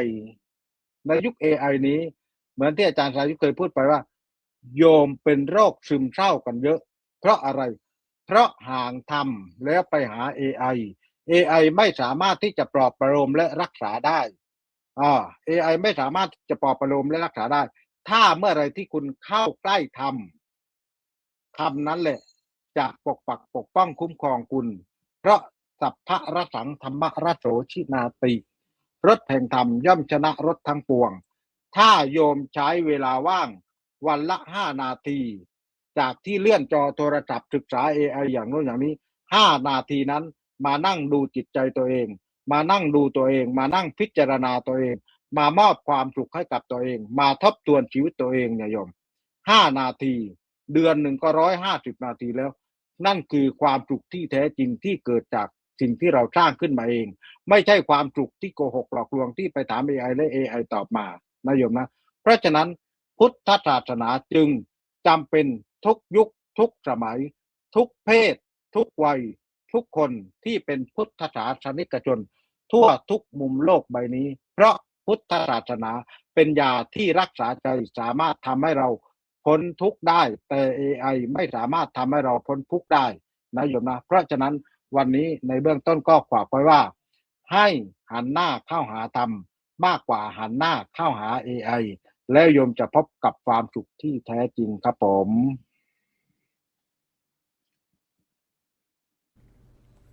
กราบขอบพระคุณครับพระอาจารย์พระมหาภูมิธรรมภูมิปาโลนี่ขออภัยครูบาอาจารย์สลับนะช่องบ้างอะไรบ้างเนี่ยก็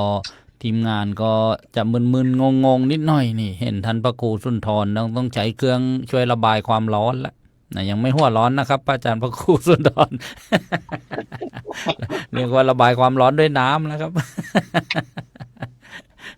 ก็กล่าวนะโดยสรุปท่านพระมหามีภูบอกยุคนี้จำเป็นนะศาสนาจำเป็น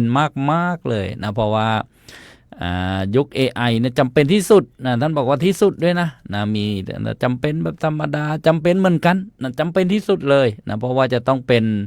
เครื่องควบคุมทิศทางนะยกตัวอย่างเกี่ยวกับเรือนะต้องมีหางเสือนะเรือนะไม่มีหางเสือนี่ก็จะมุ่นนะเคว้งคว้างนะไปตรงคลองไม่ได้นะไปถึงจุดหมายปลายทางไม่ได้นะเรือไม่มีหางเสือแล้วก็เคยนะไปหัดพายเรือเหมือนกันเรือไม่มีหางเสือเรือพายนะเรือทำนะทุ่งไร่ทุ่งนานี่พายไม่เป็นก็เป็นยังไงโยมวนเยอะงั้นแหละ ไปไม่ได้อีกขัดท้ายไม่เป็นใช้ไม้พายไม่เป็นนะไม่ใช่ลูกแม่หนามนี่ก็ลำบาก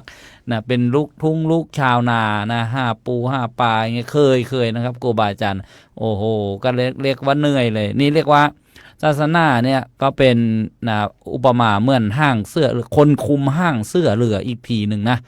ควบคุมนะว่าจะไปซ้ายไปขวาหรือว่าจะยังไงแล้วก็เน้นย้ำไปที่นะวัยรุ่นเยาวชนนะปัจจุบันเนี่ยก็จะหันหน้าเข้าหา AI นะยุคสังคมก้มหน้านั่นเองนะบางทีนี่ไม่เงยเลยเดินตกหลุมตกท่อนะรถเจียวรถชนก็มีหูก็ยัดอะไรล่ะหูฟังอย่างเงี้ยตาก็ดูแต่หน้าจอพลาดไม่ได้นะแม้แต่นะคนส่งของส่งพัสดุอะไรก็ต้องดูนะดูแผนที่ดูออเดอร์อะไรอย่างเงี้ยเห็นไหมเพื่อมานะตอบสนองการทำงานนะแต่ว่าบางครั้งนี่ก็ต้องนึกถึงศาสนาเช่นคำว่าอย่าประมาทเนี่ยนะเห็นไหมนะครอบคลุมหลายสิ่งหลายอย่างเลยนะแล้วก็ศาสนานี้ทันสมัยนะทันสมัยตลอดท่านก็ได้หยิบยกตัวอย่างนะปกิณกะนะว่า AI นี่ก็มาช่วยทำงานบัญชีอะไรต่างๆนะได้พ่อนแรงมนุษย์เพื่อนะมนุษย์จะเอาไปทำอะไรล่ะเวลาที่ AI มาช่วยเราแล้วนะไปนั่งสมาธิกันไหมนะหรือว่านะเป็นป้าข้างบ้านจะได้มีเวลาไปนินทาคนอื่นนะ AI มันช่วยงานแล้วงานมันลดน้อยลงแล้วไปหาอบายมุขกินดูดสูดเสพอย่างนี้นะก็ต้องมาย้อนนะถึงคำว่าศาสนานี่แหละนะก็กลับขอบพระคุณพระอาจารย์พระมหาภูมิธรรมอีกครั้งหนึ่งครับนะก็นะผ่านไป1 รอบนะรู้สึกว่าพอดีนะกับเวลาในรอบที่2ก็จะได้ฟังนะความรู้ความเข้าใจพระอาจารย์พระครูเกษมเดี๋ยวญาติโยมก็บอกนิมนต์แต่ท่านมาเปิดกับมาปิดนะแต่เวลานะท่านพระอาจารย์พระครูไปรายการสมัชชาส่งไทยเนี่ยโอ้นะได้พูดได้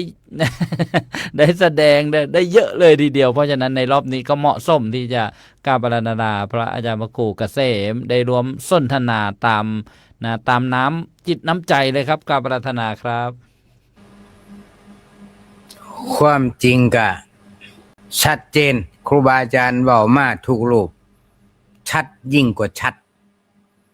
ญาติโยมก็สิได้เห็นว่าการที่เฮามีลูกระเบิดนิวเคลียร์แต่ว่าบ่มีสลักโยมสิอยู่จังไดเอา AI นี่สิเปรียบเสมือนกับลูกระเบิดนิวเคลียร์ทำลายมีความร้อนสูงถ้าบ่มีสลักบ่มีระบบป้องกันหมายถึงศาสน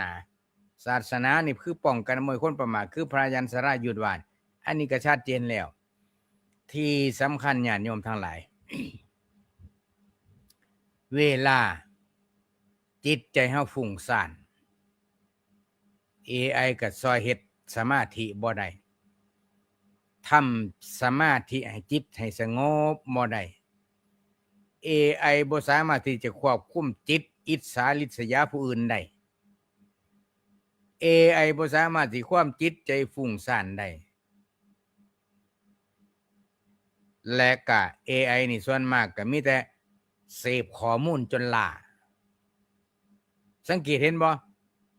เพลงเปิดรายการเฮาเพลงปิดรายการเฮา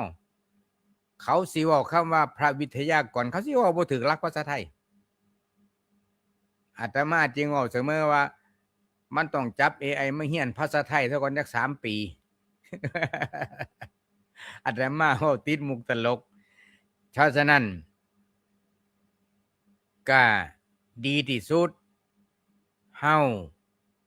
มี AI เป็นเครื่องมือซอยในการทำงานอย่างญาติโยมฟังรายการนานาสารธรรมดีนี่เพราะมี AI ป้ายแบ็กกราวด์ภาพอาตมานี่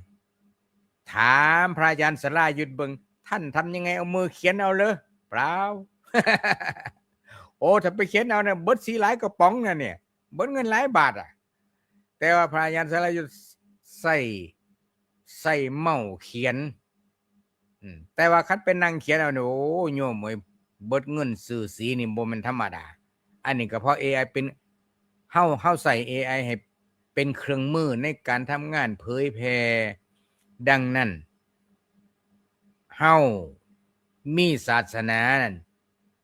ศาสนาสิมีบทบาทสำคัญ1ฝึกจิตฝึกใจเฮาให้ดูให้รู้ให้เห็นฝึกจิตฝึกใจเฮาให้มีสมาธิแก้จิตใจเวลาฟุ้งซ่านเวลาอยู่หน้าจอ AI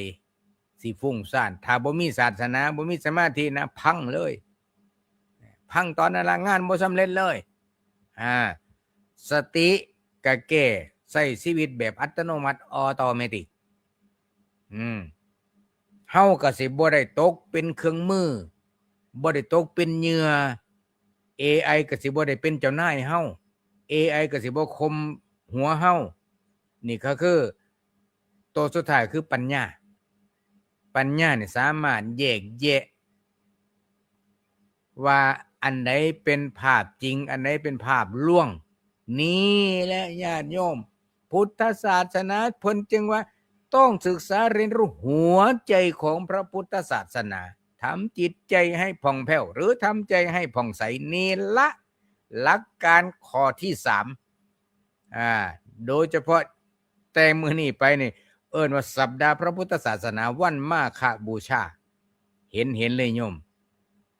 ศาสนาสิพาเฮากลับมาหูตัวเองพระพุทธเจ้าสอนให้หูตัวเองศาสนานี่สอนจากภายในไปสู่โลกภายนอกแต่ทางคดีโลกสอนโลกภายนอกมาหาภายในมันสิสวนทางกันเดี๋ยวสิเวลาสิเกินไปก็เอาเป็นว่าญาติโยมเข้าใจและก็ที่แน่ๆ AI ไม่มีดีไม่มีชั่วในตัวเป็นเพียงเครื่องมือของเฮาเท่านั้น ขอบพระคุณครับอาจารย์พระครูเกษมพิษโสพลกับปรัตนาครับอาจารย์พระครูสุนทรธรรมนิเทศด็อกเตอร์ครับ ก็โอกาสรอบ2ครับผม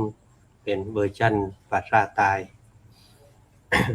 อันนี้ไม่ใช่เสียง AI กับเสียงตายของแท้ไม่ใช่ AI แทนก็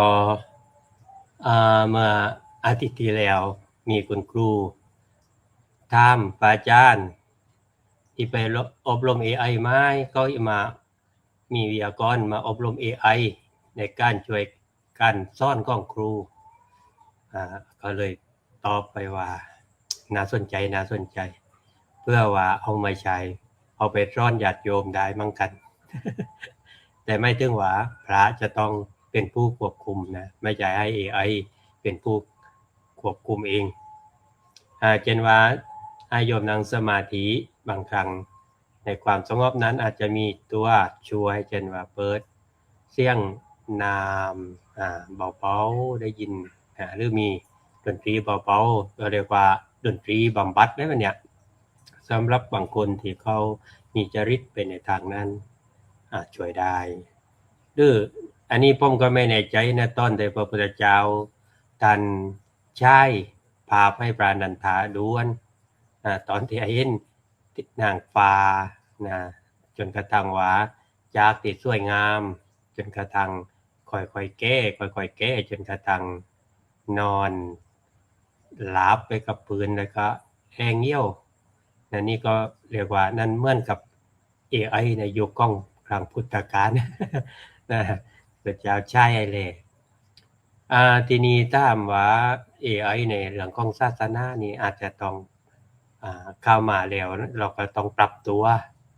ในเรื่องของการสื่อสารคือปรับรูปแบบนะปรับวิธีสื่อสารในคนได้ข่าวถึงนะในยุคดิจิตอลนี่แหละเช่นคนรุ่นใหม่เนี่ยไม่ได้ข่าววัดก่อนนะตอนนี้เขาข่าวในก่อนข่าวหน้าจอก่อนนะศาสนาจริงควรที่จะจ่ายสื่อออนไลน์แต่อย่างสร้างสรรค์เนี่ยอย่างไล่รู้ก็ได้เรียนรู้ของเกี่ยวกับAI แล้วก็เอามาทำเป็นสื่อในการสอนก็น่าสนใจเป็นนิทานบ้างเป็นภาพประกอบอะไรต่างๆบางเนี่ยนี่ใน Facebook นี่ก็จะมีภาพเกี่ยวกับพุทธประวัติภาพธรรมะที่ว่าเป็นตัวหนังสือแต่สามารถแปลงออกมาเป็นภาพให้โยมได้เห็นเรียกว่าสื่อสารให้เกิดความเข้าใจหรือทำคลิปสั้นๆที่เข้าใจโดยที่ว่าเสียงภาพก็เป็นเสียง AI ภาพ AI แต่ว่าคนก็เป็นผู้ป้อนข้อมูลเข้าไปใช้ AI ในการช่วยจัดทำสื่อธรรมะถ่ายทอดธรรมะในภาษาที่รวมสมัยไม่ใช่ว่าลดคุณค่าของเนื้อหานะแต่ว่าปรับภาษาให้คนเข้าใจ ให้เข้าใจให้ถึงใจคนคนเขาชอบแบบนั้นขอให้เขาได้เกิดความปรารถนาที่จะเรียนรู้ได้ง่ายประการที่สองก็คือปรับบทบาทจากผู้บอกเป็นผู้นำทางภายในอดีตในศาสนาเป็นแหล่งของความรู้แต่วันนี้ AI ให้ข้อมูลความรู้ได้รวดเร็วกว่าบทบาทไม่ของศาสนาก็คือช่วยคนเข้าใจตัวเองให้มากขึ้น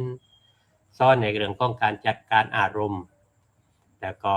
สร้างสติในโลกที่วุ่นวายเนี่ยให้อยู่กับตัวเองให้มากขึ้นมีสติมากขึ้น AI เนี่ยตอบคำถามแต่ศาสนาช่วยให้มนุษย์รู้จักถามคำถามที่ถูกต้องมัน AI จะตอบตามที่เราถามมาแหละแต่เราถามไปเพื่อจุดประสงค์ใดเนี่ยต้องให้เห็นว่านั่นคือมนุษย์จะต้องเป็นผู้ที่ควบคุมประการที่3เป็นการเสริมจริยธรรมเทคโนโลยีด้วยยุค AI เต็มไปด้วยคำถามไม่เช่นว่า AI ควรมีขอบเขตแค่ไหนใครจะรับผิดชอบเมื่อ AI ผิดพลาดการใช้ AI ลอกลวงผิดศีลธรรมไม่ศาสนาควรจะเข้ามามีบทบาทในการพัฒนาจริยธรรมในด้านดิจิทัลกระทรวงดิจิทัลอาจจะต้องทำงานในครอบคลุมในเรื่องของจริยธรรมสร้างความสำนึกในความรับผิดชอบวางหลักศีลธรรมสำหรับผู้พัฒนาและก็ผู้ใช้ด้วยให้เป็นความคิดสร้างสรรค์อย่าไปในทางทำลายในพุทธศาสนาก็มีหลักศีลยังใจได้เสมอไม่ว่า AI จะเป็นยังไงแล้วแต่ไม่ว่าจะเป็นยุคเกวียนหรือว่ายุคอะไรก็เรียกว่าอัลกอริทึม AI อะไรต่างๆเนี่ยศีลก็ยังศีลและพุทธกาลศีลก็ยังศีลจนปัจจุบันเนี่ยแหละนะไม่เป็นศีล6ศีล7เว้นแต่คนนับหลับไปแล้วปฏิบัติไม่ครบก็เลือไม่ถึงเลือดเร่มั่งจ้ำมั่งร่องมั่งบางคนไม่เลือดตะกออะไรเนี่ยแต่คอยลุงลิงสิ้นคาดวินไม่เลย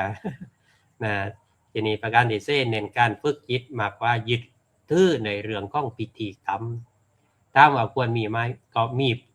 พอประมาณอย่าให้พิธีกรรมนำในเรื่องของการปฏิบัติมากเกินไปในโลกที่รวดเร็วเนี่ยควรมีความเครียดสูงมากศาสนาจึงต้องเน้นในเรื่องของสมาธิเรื่องของสติเรื่องของการภาวนาเรื่องการรู้ทันอารมณ์ AI เนี่ยจะช่วยให้ชีวิตเร็วขึ้นนะแต่ แต่ศาสนาทำให้ใจชาลง นะเพราะว่าไม่ได้ให้วิ่งตามโลกนะแล้วก็ในยุคที่ข้อมูลหล่อนเนี่ยความนิ่งจะกลายเป็นข้องที่ล้ำค่านะคือความสงบความสยบความเคลื่อนไหวอะไรต่างๆนะประการที่5ก็เปิดพื้นที่สนทนาไม่ใช่ว่าไปปิดกั้นคำถามนะคนยุค AI นี่เติบโตมากับการค้นหาก็จะกล้าถามกล้าสงสัยนะไม่เหมือนแต่ก่อนนี่ก็ไม่กล้าถามไม่กล้าสงสัยไม่กล้าแสดงออกจึงศาสนาก็จะต้องเปิดหลับคำถามในเชิงวิพากษ์ได้อธิบายด้วยเหตุผลแล้วก็ไม่ใจความเชื่อมาบังคับว่าต้องเชื่อให้เขาได้พร้อมที่จะพิสูจน์และเชื่อมโยงธรรมะกับวิทยาศาสตร์อย่างสร้างสรรค์เพราะแต่จริงแล้วพุทธศาสนาสอนในพิสูจน์นะไม่ได้เชื่อแบบอมอายนะการที่ให้ AI นี่เป็นเครื่องมือไม่ใช่ตัวแทนศาสนานะเป็นเครื่องมือนะไม่ใช่มาเป็นศาสดาหรือเป็นตัวแทนศาสนาไปนะช่วยในการสืบก่อนพระไตรปิฎกกันเนี่ยมันเร็วขึ้นนะเมื่อเราเปิดหน้าพระไตรปิฎกเสรีมาเลยมาอยู่ตรงหน้าไหนอันนี้เปิดกันนะหมดตัวอย่างห้าไม่พอบางทีนะแต่ว่า AI ปั๊บพิมพ์ไปปุ๊บเดี๋ยวตึ้งแล้วพบแล้วคำความหมายได้ต่างๆแต่สามารถจะสรุปคำซ้อนให้เข้าใจในภาษาง่ายๆนะแปลภาษาเป็นภาษาที่สามารถเข้าใจได้วิเคราะห์ในเชิงวิชาการได้ AI เนี่ยทำได้แต่ไม่สามารถจะบรรลุทำแทนเราได้ AI ไม่เป็นปราณนะไม่ใช่ปราณนะไม่ใช่พอกัน ไม่ใช่แม่เราด้วยนะ AI อ่ะแล้วก็มีไม่สามารถที่จะเป็นคนมีเมตตาเมื่อเราได้เนี่ยเมื่อกี้มีคนท้าว่าถ้าใจ AI ในการตัดสินมันเป่าปุ้นจิ้นนะเป่าปุ้นจิ้นยังมีเมตตาอยู่มั่งนะแต่ AI นี่คำว่าเมตตาไม่มีฮะในความตัดสินในความปราณก็คือปราณเลย นะไม่ก็ว่าเอาตามที่กฎหมายว่าไว้นะไม่มีคำว่าเมตตาในเรื่องของความรู้สึกในทางที่จะช่วยเหลืออะไรต่างๆนะและก็ไม่สามารถที่จะละกิเลสแทนเราได้มันแต่ครูอาจารย์ได้พูดถึงกันว่านะครับดีไม่ดีมันกิเลสไหมเราได้ลาวด้วยทำเพิ่มกิเลสให้เราด้วยดังนั้นศาสนาต้องใจ AI ยังมีสติและก็ไม่ให้เป็นเครื่องมือนะในการจะมาเป็นผู้กำหนดความจริงนะแทนคนเราที่สามารถจะเป็นผู้ก่อหน้าความจริงด้วยตัวเองได้ในศาสนาในยุค AI ก็ควรจะต้องสรุปก็คือปรับวิธีนำเสนอขยายบทบาทในด้านจริยธรรมแล้วก็เน้นการฝึกจิตภายในเปิดหลักเหตุผลในการตั้งคำถามและใช้ AI เป็นเครื่องมือแต่ไม่ใช้ศูนย์กลางนะแกนแท้ของศาสนาไม่ต้องเปลี่ยนแต่รูปแบบอาจจะต้องปรับนะมีการยืดหยุ่นบางเพราะว่าเทคโนโลยีนี้เปลี่ยนโลกภายนอกแต่ศาสนาหรือธรรมะนั้นเปลี่ยนโลกภายใน โลกภายนอกกว้างไกลใกล้ๆรู้โลกภายในลึกซึ้งอยู่รู้บ้างไหมจะมองโลกภายนอกมองออกไปจะมองโลกภายใน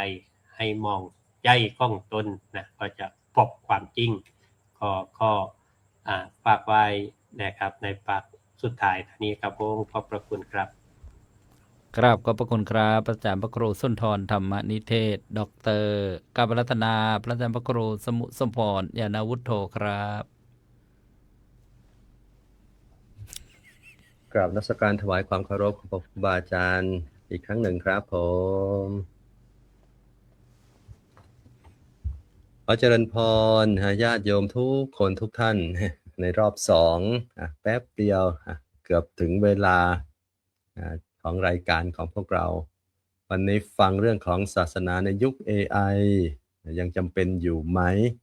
ญาติโยมหลายคนหลายท่านก็จะคงได้ข้อคิดแง่คิดในการที่จะดำเนินชีวิตในยุคปัจจุบันที่เป็นยุคของการเจริญทางด้านวัตถุการเจริญทางด้านเทคโนโลยีที่มีมากจนเหลือเกินบางครั้งจนจนหลายคนหลายท่านอาจจะตามไม่ทันแต่ตามไม่ทันด้วยซ้ำไปมาแต่มาภาพก็เกริ่นไว้เบื้องต้นนั่นแหละเพราะว่าในยุคปัจจุบันเนี่ยมันเจริญมากๆในเรื่องของเทคโนโลยีต่างๆเนี่ยแทบจะตามไม่ทันหรอกคุณโยมแต่ว่าเราก็คงจะไม่ตามให้ทันหรอกแต่ว่าก็พอที่จะต้องเรียนรู้ปรับวิถีชีวิตของพวกเราเหมือนเมื่อก่อนเราก็ไม่คิดว่าเราจะใช้โทรศัพท์เป็นอะไรมากมายใช่ไหม โยมแม่เข้ามาฟังหรือเปล่าไม่รู้ตอนนี้โยมแม่เมื่อก่อนก็เข้าเฟซเข้าไลน์ไม่เป็นนะช่วงหลังๆนี้รู้สึกจะเก่งกว่าอาตมาภาพอีกก็รู้สึกจะเข้าไลน์ทักหาอย่างนู้นอย่างนี้ได้เนี่ยก็คือการพัฒนาในยุคปัจจุบันแหละคุณโยมแม้เราจะสูงวัยแต่ใจเราก็ยังมีการเรียนรู้ในการพัฒนาก็สามารถที่จะเรียนรู้ได้ตลอดแต่ที่สำคัญในเรื่องของศาสนาในยุค AI ที่เราอยากทำความเข้าใจกันเป็นเรื่องของเสมือนจริงกับภาพจริงกับเสมือนจริงตัวนี้แหละคุณโยมเป็นสิ่งที่เราต้องแยกแยะให้ออกสองอย่างนี้มันเสมือนจริงเหมือนที่เราใช้หลวงพ่อหลวงพี่ AI ในการเทศในการแสดงธรรมมันก็พูดเหมือนหลวงพ่อพระครูเกษมนี่แหละพูดได้บางทีพูดเสียงจะเอาจะเสียงหลวงพ่อเกษมก็ได้เลยนะจะพูดเอาเสียงอาจารย์สารยุทธก็ได้เลยนะอะไรเนี่ยแต่มันก็ไม่มีอะไรบางอย่างที่มันแตกต่างกันของเนื้อหาสาระของการพูดจิตวิญญาณของการสื่อสารนั้นเรามาดูว่าศาสนาเนี่ยมันมีความสำคัญและจำเป็นกับมนุษย์เราอย่างไรและ AI มันมีความสำคัญและจำเป็นกับเราอย่างไรนั้นศาสนาเนี่ยมันเกิดขึ้นมาเนี่ยตั้งแต่ยุคเมื่อก่อนเนี่ยมันเกิดขึ้นมาก็โดยอาศัยที่ว่าเป็นที่พึ่งทางใจเป็นเนี่ยเห็นพุทธเจ้า AI ให้พุทธเจ้าสามารถดำเนินได้เนี่ยอาจารย์สารีพูดเนี่ยเป็นที่พึ่งทางใจเนี่ยเป็นที่ศูนย์รวมจิตใจของเราช่วยให้มนุษย์มีความสงบสุขทางใจเกิดขึ้นมากมายเป็นที่ยึดเหนี่ยวจิตใจของคนเนี่ยนั้นที่เกิดอย่างเนี้ยความสำคัญศาสนาเนี่ยเป็นที่ยึดเหนี่ยวจิตใจ AI เป็นที่ยึดที่ให้เกิดความสะดวกความสุขความสบายแก่เรามากกว่าอำนวยความสะดวกความสบายในการดำเนินชีวิตของเราในการทำงานของเราในยุคปัจจุบันศาสนาของเราเนี่ยเป็นสิ่งที่ทำให้เกิดศีลธรรมจริยธรรมในมนุษย์มากยิ่งขึ้นให้รู้จักบาปบุญคุณโทษบาปบุญคุณโทษต่างๆฉะนั้นเราจะมาให้ AI มาสอนได้ทั้งหมดไม่ได้ก็ใช้หลักของศาสนานี่แหละโดยผ่านกระบวนการที่องค์ประกอบของศาสนาคือศาสนาธรรมศาสนาบุคคลศาสนาทายาทหรือว่าศาสนาพิธีอย่างเงี้ยที่มันเกิดขึ้นเป็นองค์ประกอบของศาสนาขึ้นมาได้ก็อาศัยศาสนาทายาทศาสนาธรรมศาสนาทายาทครูบาอาจารย์พระสงฆ์องค์สามเณรในการที่ถ่ายทอดธรรมะสอนให้โยมรู้จักบาปบุญสอนให้รู้จักดีชั่วอย่างไรแล้วก็สามารถนำธรรมะมาประพฤติใช้ในชีวิตอย่างไรเนี่ยศาสนาของเราเนี่ยเป็นสิ่งที่ก่อให้เกิดที่สำคัญอย่างหนึ่งคือศิลปะวัฒนธรรมอันดีงามที่เราไม่สามารถทำ AI ไม่สามารถที่จะทำได้หรอกคุณโยมก็ด้วยหลักศาสนาที่เราสามารถที่จะก่อให้เกิดวิถีชีวิตความเป็นอยู่ศิลปะวัฒนธรรมอันดีงามสถาปัตยกรรมโบสถ์วัดวาอารามอย่างเงี้ยก็อาศัยศาสนาของเราเนี่ยมาสร้างนั้นมันจึงมีความสำคัญและจำเป็นในการที่จะใช้ศาสนาให้อยู่ในทุกยุคทุกสมัยที่กับควบคู่กับ AI ในการเจริญทางเทคโนโลยีของเราให้ได้ฉะนั้นสำคัญที่สุดก็คือ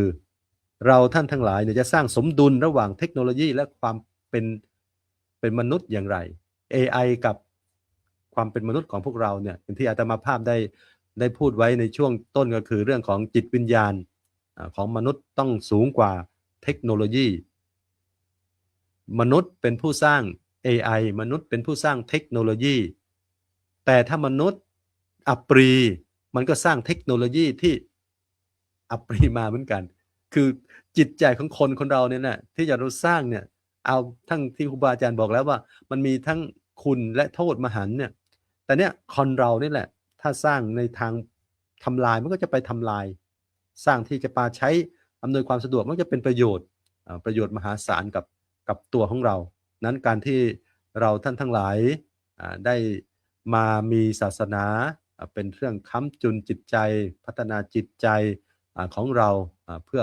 ถึงทางพ้นทุกข์ที่สุดแห่งความทุกข์ได้ก็ด้วยศาสนาส่วน AI ก็ให้เราพัฒนาด้วยมนุษย์ ที่มีศักยภาพมีปัญญาในการพัฒนาเพื่ออำนวยความสะดวกให้การดำเนินชีวิตของเราสะดวกสบายมากยิ่งขึ้นในการวิถีชีวิตในการดำรงอยู่ของเรา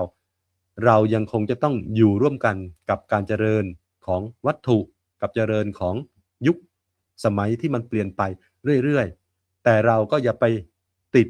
ไปหลงไปติดในพวกนี้หมดความเจริญของวัตถุอาจจะมุ่งทำให้เราอยู่เกิดความยึดติดความสุขในสิ่งที่เราได้จากเทคโนโลยีจากวัตถุหลายคนหลายท่านพุทธศาสนาเราเนี่ยสอนให้เราออกจากวัตถุปล่อยวางให้ได้แต่ถ้าเรามีเทคโนโลยี AI จนเกินไปอย่างที่ครูบาอาจารย์เป็นห่วงก็คือเด็กยุคปัจจุบันเด็กวัยรุ่นเด็กสมัยใหม่ที่อยู่กับยุคเทคโนโลยีที่ผูกจิตผูกใจอยู่กับ AI ผูกจิตผูกใจอยู่กับเทคโนโลยีจนเกินไปบางครั้งบางทีทำให้เราหลงกับวัตถุนิยมจิตวัตถุเจริญสูงขึ้นยิ่งไปแต่จิตใจของเราต่ำลงทรามลงเพราะไม่มีศาสนาไม่มีธรรมะของศาสนาประคับประคองช่วยจิตใจให้สูงขึ้นนั้นอาตมาภาพก็ยังเน้นย้ำทำความเข้าใจให้ญาติโยมทุกคนทุกท่านว่าศาสนายังสำคัญและจำเป็นในทุกยุคทุกสมัยแม้ AI จะพัฒนาไปมากขนาดไหนก็ต้องมีศาสนาหลักธรรมของศาสนานั้นๆคอยประคับประคองจิตใจของคนเราอยู่ตลอดครับผมกราบขอบคุณครูบาอาจารย์ครับผมกราบขอบพระคุณครับพระอาจารย์พระครูสมุสมพรญาณวุฒโธศาสนานี่นะจำเป็นทุกยุคทุกสมัยนะไม่ต่างจากไมโครโฟนแม้ว่าจะเปลี่ยนสีเปลี่ยนแสงไว้บ้าง บางทีนี่วัตถุภายนอกนี่มันจะเดี๋ยวขัดข้องมั่งเดี๋ยวอะไรบ้างเนี่ยแต่ศาสนานี่ไม่เปลี่ยนนะเสียงท่านก็ยังรอเหมือนเดิมนี่ อ๋อภายใน ศาสนาก็คือคำสอนนะศาสนธรรมคำสอนนี่อะไรคือนะศาสนาก็คือคำสั่งสอนนะคำสั่งสอนของพระพุทธเจ้าเรียกว่านะพระพุทธศาสนานะนี่เรียกว่าอย่างนะย่อๆในรอบที่2มาฟังพระอาจารย์พระมหาภูมิธรรมครับว่าจะมีสิ่งใดเสริมเก่าหัวกันเลยทีเดียวเจอ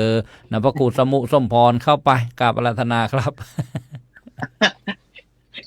กราบขอบพระคุณพ่อแม่ครูบาอาจารย์ทุกรูปเลยวันนี้ที่เข้ามาให้ความรู้เกี่ยวกับศาสนาในยุค AI และก็มาตอกย้ำให้ญาติโยมได้เข้าใจในเรื่องของศาสนาที่ยังจำเป็นอยู่ทุกยุคทุกสมัยโยมนะศาสนาเนี่ยในยุค AI นี่จำเป็นเนี่ยกอไก่ล้านตัวเลยนะสำหรับอาตมาเนี่ยกอไก่1 ล้านตัวนะโยมนะโยมคิดว่าจำเป็นขนาดไหนเห็นไหมใส่กอไก่ก็ไป1 ล้านตัวเลยเนี่ยเพราะฉะนั้นญาติโยมที่เข้ามาตอนนี้ก็ยังฟังธรรมอยู่เยอะอยากฟังธรรมะกับครูบาอาจารย์อยากฟังพระธรรมคำสอนขององค์สมเด็จพระสัมมาสัมพุทธเจ้าที่ผ่านพระสงฆ์ที่มาทำหน้าที่เผยแผ่พระพุทธศาสนาโยมคิดดูว่าทั่วทุกมุมโลกนี้ตอนนี้มาเผยแผ่ 7-8 รูปแต่ถ้าทั่วทุกมุมโลกพระสงฆ์เราในประเทศไทย 300,000 รูปนะโยมนะคิดว่า 300,000 รูปถ้าลุกขึ้นมาเผยแผ่ธรรมะเนี่ยต่อสู้กับ AI ใช้ AI ในทางที่ถูกที่ต้องสัก 50,000 รูปพอโยมสัก 50,000 รูปพออาตมาเชื่อว่าพุทธศาสนาในประเทศไทยนี่เจริญรุ่งเรืองและทำให้ญาติโยมเข้ามาศรัทธาในพระพุทธศาสนายิ่งขึ้นเพราะอะไรเพราะกองทัพธรรมโยมกองทัพแห่งธรรมกองทัพของพระสงฆ์เนี่ยมันเหลืองอารามไปทั่วทั้งแผ่นดินไทยเนี่ยโยม AI ก็สู้ไม่ได้เพราะฉะนั้น AI เป็นแค่เพียงตัวช่วยเป็นแค่เพียงน้ำจิ้มแต่เป็นสิ่งที่สำคัญสำหรับคนรุ่นใหม่เพราะเป็นทางลัดโยมเขาเรียกว่าเป็นทางลัด AI ทำให้คนขี้เกียจไม่ทำอะไรมากมายไปถามอย่างเดียวเลยมีอะไรก็ถาม AI ถาม ChatGPT ถามโน่นถามนี่ถามมันตลอดกลายเป็นทางลัดโยมกลายเป็นทางลัดพอทางลัดเหล่านี้หัวสมองเราไม่ค่อยได้พัฒนาโยมเห็นไหมหลายคนเป็นสมองฝ่อเพราะไม่ศึกษาเล่าเรียนเต็มที่มีเครื่องช่วยเครื่องทางลัดเพราะฉะนั้นสิ่งที่สำคัญที่สุดในพระพุทธศาสนาก็คือครูบาอาจารย์พูดไปหมดแล้วว่าคือคำสอน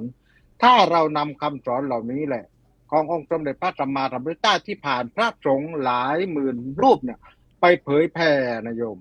ไปเผยแผ่อาตมาเชื่อว่านะเชื่อว่าพุทธศาสนาของเราจะรุ่งเรืองอีกครั้งหนึ่งไม่แพ้ยุคสมัยออริจินัลยุคดึกดำบรรพ์เลยโยม นี่คือสิ่งที่อยากเห็นในอนาคตนะโยมนะอยากเห็นในอนาคต เพราะฉะนั้นครูบาอาจารย์ก็บอกไปแล้วว่า AI อาตมาจะเอาสมัยก่อนโทรศัพท์รุ่นกระดูกหมูมาอิริกสันมารุ่นเดินได้มาโนเกีย3310ที่ดังที่สุดในเมืองไทย รุ่นกระดูกหมูนี่โอ้ยไปแล้วเริ่มจากโทรทัศน์เครื่องแรกของหมู่บ้าน อาจจะอยู่ที่บ้านผู้ใหญ่บ้าน และใช้เครื่องอะไรนะโยม ใช้รถที่ไถนานะใช้เครื่องที่ไปหมุนน่ะเห็นไหมแล้วใส่น้ำมันกันดูกันทั้งหมู่บ้าน แต่สมัยนั้นไม่มีโจรนะโยม เห็นไหมไปดูไปรวมตัวกันที่บ้านที่มีโทรทัศน์เครื่องเดียวทั้งหมู่บ้าน ถึงไม่มีโจรไม่ขึ้นบ้านเลยเห็นไหมโจรไม่ขึ้นบ้านแต่สมัยนี้ลองไปรวมกันทั้งหมู่บ้านดูโยม ลองไปรวมกันทั้งหมู่บ้านดู โจรเยอะแยะมากมาย เพราะอะไร เพราะวิถีแนวคิดแนวทางที่ออกมาจาก AI มันสอนให้ไปในทางที่นี้เหมือนที่อาจารย์พระครูสมุทรสมพรพูดไปแล้วว่า ถ้าถามไม่ดีมันก็จะตอบไม่ดี มันก็จะทำไปในทางไม่ดี นี่คือสิ่งที่ AI มี เพราะฉะนั้นโยม พุทธศาสนาของเราเนี่ยจึงจำเป็นทุกยุคทุกสมัยที่อาตมาพูดแล้วก็ทุกเพศทุกวัยโยม ทุกเพศทุกวัยเลย โดยเฉพาะผู้มีอำนาจสำคัญนะในตำแหน่งต่างๆในบ้านเมืองโยมถ้าพอผู้มีอำนาจมีตำแหน่งสำคัญในบ้านเมืองพอทำอะไรผิดปุ๊บโอ้ย AI หรือเปล่าก็กลับเสียงโทรศัพท์ได้เป็นเสียงโทรศัพท์ AI เนี่ยโยมเห็นไหมไปใช้ในทางที่ผิดเขาเรียกว่าไปใช้ในทางที่ผิด แต่เมื่อไรที่เราใช้ในทางที่เป็นประโยชน์พระสงฆ์องค์เจ้าเนี่ยเห็นไหมที่ครูบาอาจารย์บอกว่าอาจารย์พระคุณสุนทรบอกว่าไปอบรม AI อาตมาก็ไปอบรม AI มาโยม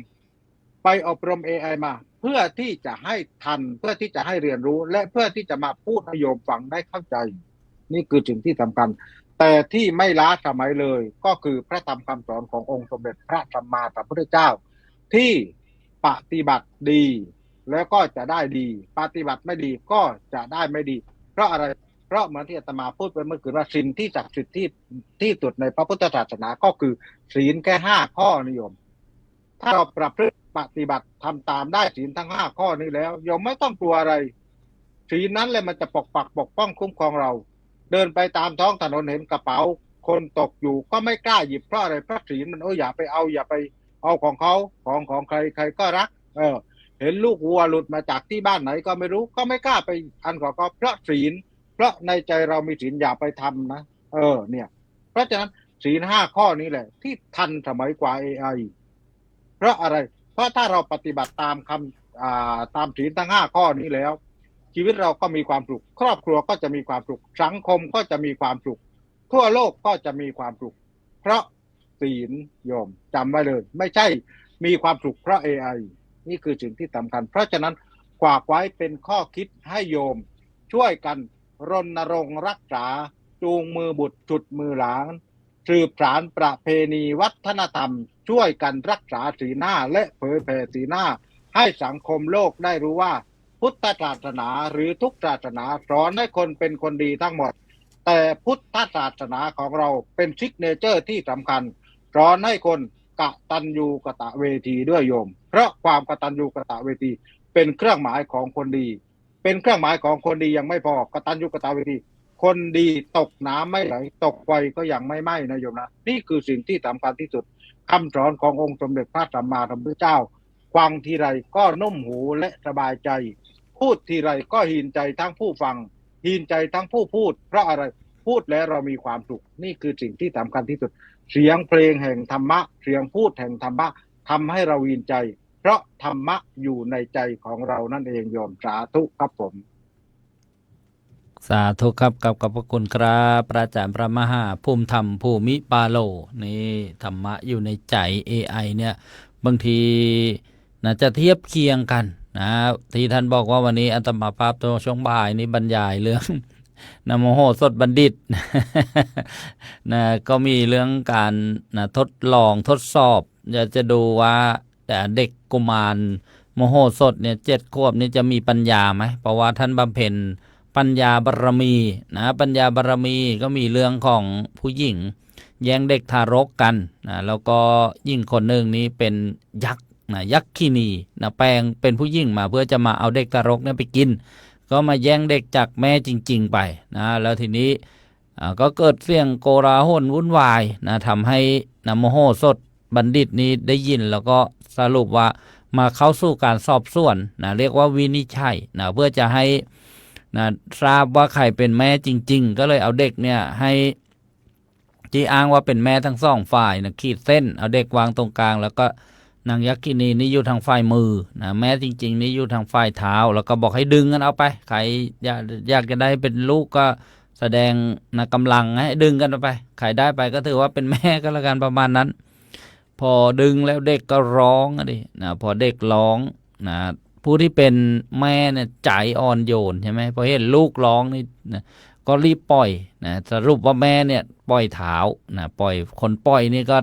ได้รับการตัดสินว่านะเป็นมารดาหรือว่าเป็นแม่เพราะว่ามหาชนเนี่ยก็ช่วยกันบอกว่าแม่จริงๆเนี่ยจะใจอ่อนโยนนะแม้แต่ลูกร้องก็จะไม่จับอยู่เหมือนนางยักษินีจริงๆท่านรู้แล้วนะยักษินีเนี่ยนะมี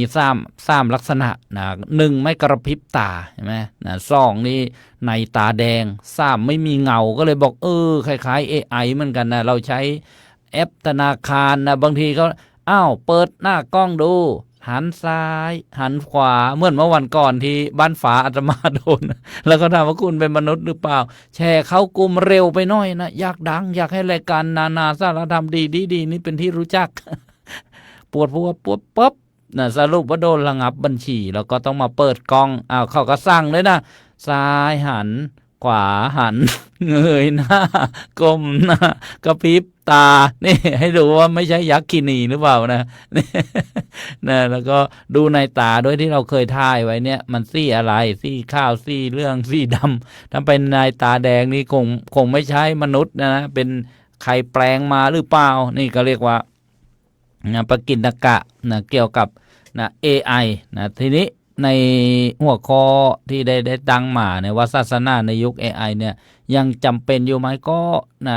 ผู้บรรยายครูบาอาจารย์ก็อยู่ในวงการพระพุทธศาสนาแล้วก็ทุกคนก็มีศาสนาแต่อาจจะมีบางคนเริ่มละทิ้งศาสนาแหละเริ่มละทิ้งศาสนาแล้วจะไปอาศัยอะไรล่ะทีนี้ในสังคมเห็นไหมมีชุดนะความคิดอะไรที่จะทำให้จิตใจนะหรือการเป็นอยู่ร่วมกันเนี่ยร่มเย็นผาสุกนี่ญาติโยมนะเคยศึกษาว่ามนุษย์ทั้งหมดทั้งมวลเนี่ยหรือว่าสัตว์ต่างๆเนี่ยเกิดมาแบบครั้งแรกเลยนะโอปปาติกะนะเกิดแล้วโตเลยเช่นนะมนุษย์มาจากนะพรหมเนี่ยมาจากพรหมโลกเลยเขาเรียกว่ามนุษย์ต้นกาบนี่แล้วก็เกิดวิวัฒนาการเกิดขึ้นนะจนมาเป็นกายเนื้อมนุษย์แล้วก็เริ่มกลัวภัยธรรมชาตินะฟ้าผ่าฟ้าร้องนะกลัวก็เลยหาที่พึ่งกันนะหาที่พึ่งไปภูเขาบ้างต้นไม้บ้างนะจอมปลวกบ้างอะไรอย่างนั้นไม่ใช่ที่พึ่งอันประเสริฐนะต่อมาก็นะเริ่มมีผู้บำเพ็ญนะที่จะเกิดนะความคิดเกิดขึ้นว่าชีวิตคืออะไรเนี่ยเกิดมาแล้วนะทำอย่างไรกันดีทุกก็เห็นคนตายจากไปอะไรคืออะไรนะอยากจะรู้นะก็เลยออกไปแสวงหาความจริงนะออกจากบ้านจากเรือนเห็นไหมออกจากครอบครัวมาอยู่ในครอบครัวดีนะอย่างนี้ไม่ใช่อันนี้มนุษย์ในปัจจุบัน แต่มนุษย์สมัยก่อนก็บำเพ็ญบารมีความดีกันไปจนได้ตรัสรู้ก็เป็นพระสัมมาสัมพุทธเจ้าอย่างนี้แล้วก็นำความจริงเนี่ยมาบอกมาสอนนะนี่เรียกว่าให้รู้จักนะมนุษย์ต้นกลับแล้วก็เริ่มการมีศาสนานะแต่ทีนี้หลากหลายภูมิภาคหลากหลายประเทศหลากหลายนะบุคคลชุมชนผู้บอกผู้สอนก็นะต้องหลากหลายกันไปนะแล้วแต่นะความรู้ความเข้าใจนะอุบายวิธีแต่นะรวมเราก็ฟังกันมาตั้งแต่เด็กทุกศาสนาสอนให้คนเป็นคนดีนะเห็นไหมถ้าอะไรที่สอนให้คนเป็นคนไม่ดีเบียดเบียนคนอื่นเกเรนี่เขาเรียกว่าลัทธินะเรียกว่าความเชื่อก็ได้นะเพราะฉะนั้นเนี่ยเรามองภาพนะศาสนานี่ก็คือความงดงามความดีงามนะที่จะทำให้ อยู่กันนะแบบมนุษย์แบบผู้มีใจสูงนี่เพราะว่านะมนุษย์เนี่ยสำคัญแล้วก็พระมหาภูมิธรรมท่านบอกว่าในเรื่องของความกตัญญูความกตเวทีเนี่ยแต่ทุกคนก็จะมองแต่ภาพไปที่บิดามารดาบิดามารดาถ้าเรารู้ความหมายนะกตัญญูก็รู้คุณใครมีคุณนะอะไรมีคุณกับเรานะเราก็จะต้องตอบแทนนะอะไรที่มีโทษเราจะทำยังไงเราก็อย่าไปเข้าใกล้ใครเรามีคุณโอ้มากมายเลยเพื่อนฝูงนะสัตว์หรือบางอย่างก็มีคุณทั้งนั้นแหละนะ AI มีคุณไหมนะมีทั้งคุณมีทั้งโทษ สมาร์ทโฟนนะมีคุณไหมมีทั้งคุณมีทั้งโทษก็คือเข้าเป็นกลางๆนะสมัยก่อนที่เคยบรรยายว่าได้ฟังหลวงพ่อพุทธทาสบอกว่าเจ้ายักษ์ตาบอดนะไม่มีจิตใจนั่นเองเราป้อนอะไรเข้าไปมันก็จะเอาสิ่งนั้นออกมาเราห้าอะไรมันก็จะได้สิ่งนั้นแหละนะห้าธรรมะในยุค AI ก็ได้ธรรมะ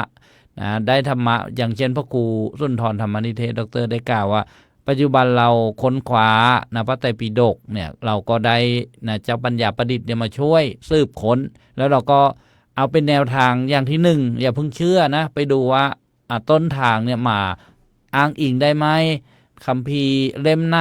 นะอย่างเงี้ยเป็นต้นเราก็สืบเข้าไปทำให้ไวในการค้นคว้าค้นหาแล้วก็นะตอบโจทย์ได้ทันเพราะว่าปัจจุบันมันเป็นยุคออนไลน์ยุครวดเร็วนะไหมอะไรก็ต้องรวดเร็วอะไรที่ช้าเนี่ยนะก็จะไม่ทันยุคไม่ทันโลกนะเพราะฉะนั้นละถ้าเราได้พระพุทธศาสนาหรือศาสนานะเข้ามานะเป็นเครื่องกำกับนะควบคู่กันนะเหมือนที่นะท่านพระมหาภูมิธรรมได้กล่าวไว้ในรอบแรกนะเหมือนนะคนบังคับห้างเสื้อเลยอันนี้เรียกว่าเป็นยุคที่สิวิไลขึ้นมาได้นะเป็นยุคที่ก็ไม่ใช่ว่าเราจะมองโลกแบบล่งไล่หรอกนะโลกนี้ก็นะหน้าที่จะสร้างคุณงามความดีนะเมื่อเกิดมาแล้วนะบางทีก็ยังเคยปรารภกับญาติโยมโอ้โยมนะบวชใหม่ๆนี่โอ้นิพพานนี่เหมือนจะอยู่ไม่ไกลนะละสังทางโลกนะมุ่งแน่วแน่ทางธรรมโล่งไปเบื้อนกันบางทีกิเลสมันยังไม่หมดนี่หว่าเทศสอนบรรยายชีวิตคนสั้นนักน้อยนักแต่มันยังไม่ตายเนี่ยสิโยมยังไม่ตุย แล้วเราจะทำอะไรกันดีเนาะกิเลสก็ไม่หมดก็บรรยายฟังธรรมมาชีวิตมนุษย์นี่น้อยนักแต่ก็อยู่มาหลายปีแล้วเพราะฉะนั้นก็ต้องทำบุญบารมีคุณงามความดีนะญาติโยมบุญกิริยาวัตถุ3บุญกิริยาวัตถุ10นี่แหละนะอยู่กันไปอยู่กันมาก็เป็นอย่างนี้นะโลกเราเพราะฉะนั้นเนี่ย AI เนี่ยนะกับศาสนาเนี่ยก็คงจะปฏิเสธไม่ได้นะถ้าคุณไม่เอาศาสนาในยุคนี้นะก็เหมือนว่าเสียเปรียบนะเสียเปรียบนะเหมือนไก่ได้พลอยนะเหมือนลิงได้แก้วพบของดีแต่ไม่รู้จักนะเหมือนที่พระมหาภูมิธรรมบอกว่าพระสงฆ์เนี่ยนะเรื่องอารามไปหมดแต่ไม่ได้คุณค่าก็เหมือนอุปมาโบราณบัณฑิตภาษิตกล่าวไว้นะบ้านไก่ถ้าไม่มีน้ำใช้เนี่ยแม่เลี้ยงไก่ไม่มีไก่ขั้นนะขอไปช่างปั้นหม้อดินไม่มีหม้อใช้บ้านไก่ถ้าไม่มีน้ำกินช่างปั้นหม้อดินไม่มีหม้อใช้เลี้ยงไก่ไม่มีไก่ขั้นนะอยากขึ้นสวรรค์ต้องไปแก้ผ้าสิ้นในวัดนะก็คือผ้าที่ห่อคัมภีร์นะยุคนี้มี AI เข้ามาช่วยนะช่วยเก็บคัมภีร์นะไม่ต้องมาแก้นะห่อคัมภีร์ก็หรอกนะแต่ว่าถ้าเราได้มีปัญญาในทางที่เป็นสัมมาทิฏฐินะได้ใช้เรียกว่ามองเห็นประโยชน์นะมองเห็นประโยชน์เป็นบัณฑิตเนี่ยโอ้โหนายญาติโยมเรานึกถึงสมัยก่อนสบายคนสมัยก่อนเยอะนะสมัยจุดตะเกียงจุดเทียนอะไรอย่างเงี้ยจะอ่านหนังสือตำรับตำราเดี๋ยวนี้นะเขาเอามาเป็นไฟล์อิเล็กทรอนิกส์นะอยู่ในสารระบบอยู่ในคอมพิวเตอร์ต่างๆให้เราได้ศึกษาอ่านค้นคว้าเพราะฉะนั้นเวลาที่เรามีเนี่ยเราก็นะให้ความสนใจนะให้ความใส่ใจนะวันหนึ่งก็ให้ได้อะไรเข้าไปบ้างนะในจิตในใจนะจะได้มาพัฒนาวาจาจะได้มาพัฒนากายนะอย่างนี้โดยสังเขปนะกับหัวข้อสนทนาธรรมศาสนาในยุค AI ว่ายังจำเป็นอยู่ไหมค่ำคืนวันนี้นะ นะก็มาถึงช่วงนะท้ายของรายการเจริญพรอนุโมทนาญาติโยมทุกท่านนิยมครูจรินนะแทนคุณนี่อยู่สุพรรณบุรีนี่เกษียณจากคุณครูแล้วนะศึกษาทั้งพระบาลีพระอภิธรรมพระไตรปิฎก บอกโยมครูเมื่อไหร่จะมาช่วยกันบรรยายล่ะบอกยังไม่อิ่มในการศึกษาแล้วเรียนเนี่ยยังเป็นนักเรียนวัยที่นะเกษียณเนี่ยอนุโมทนาเนี่ยเห็นไหมบอกว่าเรียนพระบาลีเสร็จก็รีบมาเนี่ย เนี่ยอนุโมทนานะสาธุโยมวันเพ็ญสาธุจากพนมทวนกาญจนบุรีอะไรโยมเคโอจะไปนิพพานต้องมีครูบาอาจารย์ไม่งั้นเดี๋ยวจะลงทิศลงทางนี่จากฝรั่งเศสท่านพระอาจารย์พระครูสุนทรบอกว่าธรรมะอยู่ในใจ AI อยู่ในจอแน่อนุโมทนาครับสุดยอด ก็เล็กๆน้อยๆโยมเกศินี่ไมนุษย์นี่ศูนย์ปฏิบัติธรรมมาไล่ช่องทางด้วยกันนะที่ได้พิมพ์กันมาบ้านแดงบ้านฟ้าโอ้ยนี่ก็เรียกว่าเป็นยุค AI ก็ประชาสัมพันธ์ครั้งหน้านะรายการนานาสาระธรรมดีสเปเชียลก็จะมาพบกันนะในวันพฤหัสหน้านะวันพฤหัสบดีที่จะถึงก็จะตรงกับวันที่26กุมภาพันธ์นะแล้วก็วันศุกร์ก็จะดำเนินรายการอีกหัวข้อนะพลิกชีวิตครั้งยิ่งใหญ่5เจ้าชายให้กลายเป็นพระอรหันต์นี่วันพฤหัสนะไม่5ก็6อยู่ประมาณนี้และญาติโยมนะไม่อันนี้5เจ้าชายให้กลายเป็นพระอรหันต์นะไม่ใช่เจ้าชายกบนะ พลิกชีวิตครั้งยิ่งใหญ่5เจ้าชายให้กลายเป็นพระอรหันต์แล้วก็วันศุกร์นะวันศุกร์ต่อกันด้วย5ชาดกนะไอดอลของคนไม่ยอมแพ้นี่ไอดอลก็คือตัวอย่างนะของบุคคลที่ไม่ยอมแพ้ต่ออะไรเราก็จะได้มาฟังกันในวันพฤหัสนะแล้วก็วันศุกร์นะญาติโยมอย่าลืมค่ำคืนวันนี้ก็พ่อมาธรรมพระผู้ดำเนินรายการถ้าผิดพลาดพังไปก็ขอขมาอภัยครูบาอาจารย์แล้วก็กราบขอบพระคุณอนุโมทนาบุญครูบาอาจารย์ที่ได้เมตตามารวมสนทนาธรรมเผยแผ่ธรรมะในค่ำคืนวันนี้ด้วยความเคารพครับเจริญพรอนุโมทนาบุญญาติโยมทุกท่านเลยทักบ้างไม่ทักบ้างขึ้นถูกบ้างขึ้นผิดบ้างก็นะเป็นซีซั่นในรอบการจัดรายการสดก็พบกันในรอบรีลันอีกก็แล้วกันญาติโยมที่มุ่นมาฟังนะหรือว่ามาเจอกันกับอนุโมทนากับอาราธนาพระอาจารย์พระครูเกษมพิษโสพลได้เมตตาให้พรนะแล้วก็สรุปจบรายการค่ำคืนวันนี้ด้วยความเคารพครับโยมรับพรเลยนะสรุปเสร็จเรียบร้อยหมดแล้วสำคัญฝากไว้ได้โยมเด้ออย่าลืมจื้อให้ได้ เอวังโหตุเอวังโหตุเอวังโหตุขอให้ญาติโยมผู้ที่สดับรับฟังทำเป็นนิจมีจิตผ่องใสมีใจเบิกบานมีโอกาสได้ประพฤติวัดปฏิบัติธรรมนำตนในพ้นจากทุกข์ถึงสุขอันไพบูรย์กล่าวคือมรรคผลนิพพานด้วยกันจงทุกท่านเทินขอเจริญพร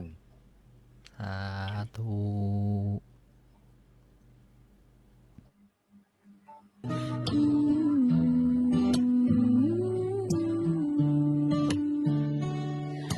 เสียงคำส่งตามสายลอยกลางนภาเบาสบายเข้าหัวใจเปิดฟังเมื่อไรก็เหมือนได้พักใจนั่งยิ้มเบาๆรายการนั้นนะสาระธรรมดีสุขสันต์เพลิดเพลินธรรมศึกษาทุกนาทีความสุขความเมตตาแบ่งปันถึงกันทุกทีให้พุทธศาสนิกชนโดยทั่วกันเจริญสุขเจอตรงคำจุนโลกนี้คำสอนเก่าเล่าใหม่ใช้ได้จริงในวันนี้ทุกเรื่องราวทุกนา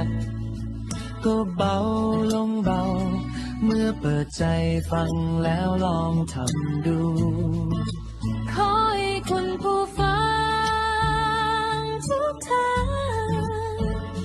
สุขสมปรารถนาทั่วกันทุกคน ยิ่งฟังยิ่งเพิ่มกุศลให้แสงธรรมส่องใจไปถึงบ้า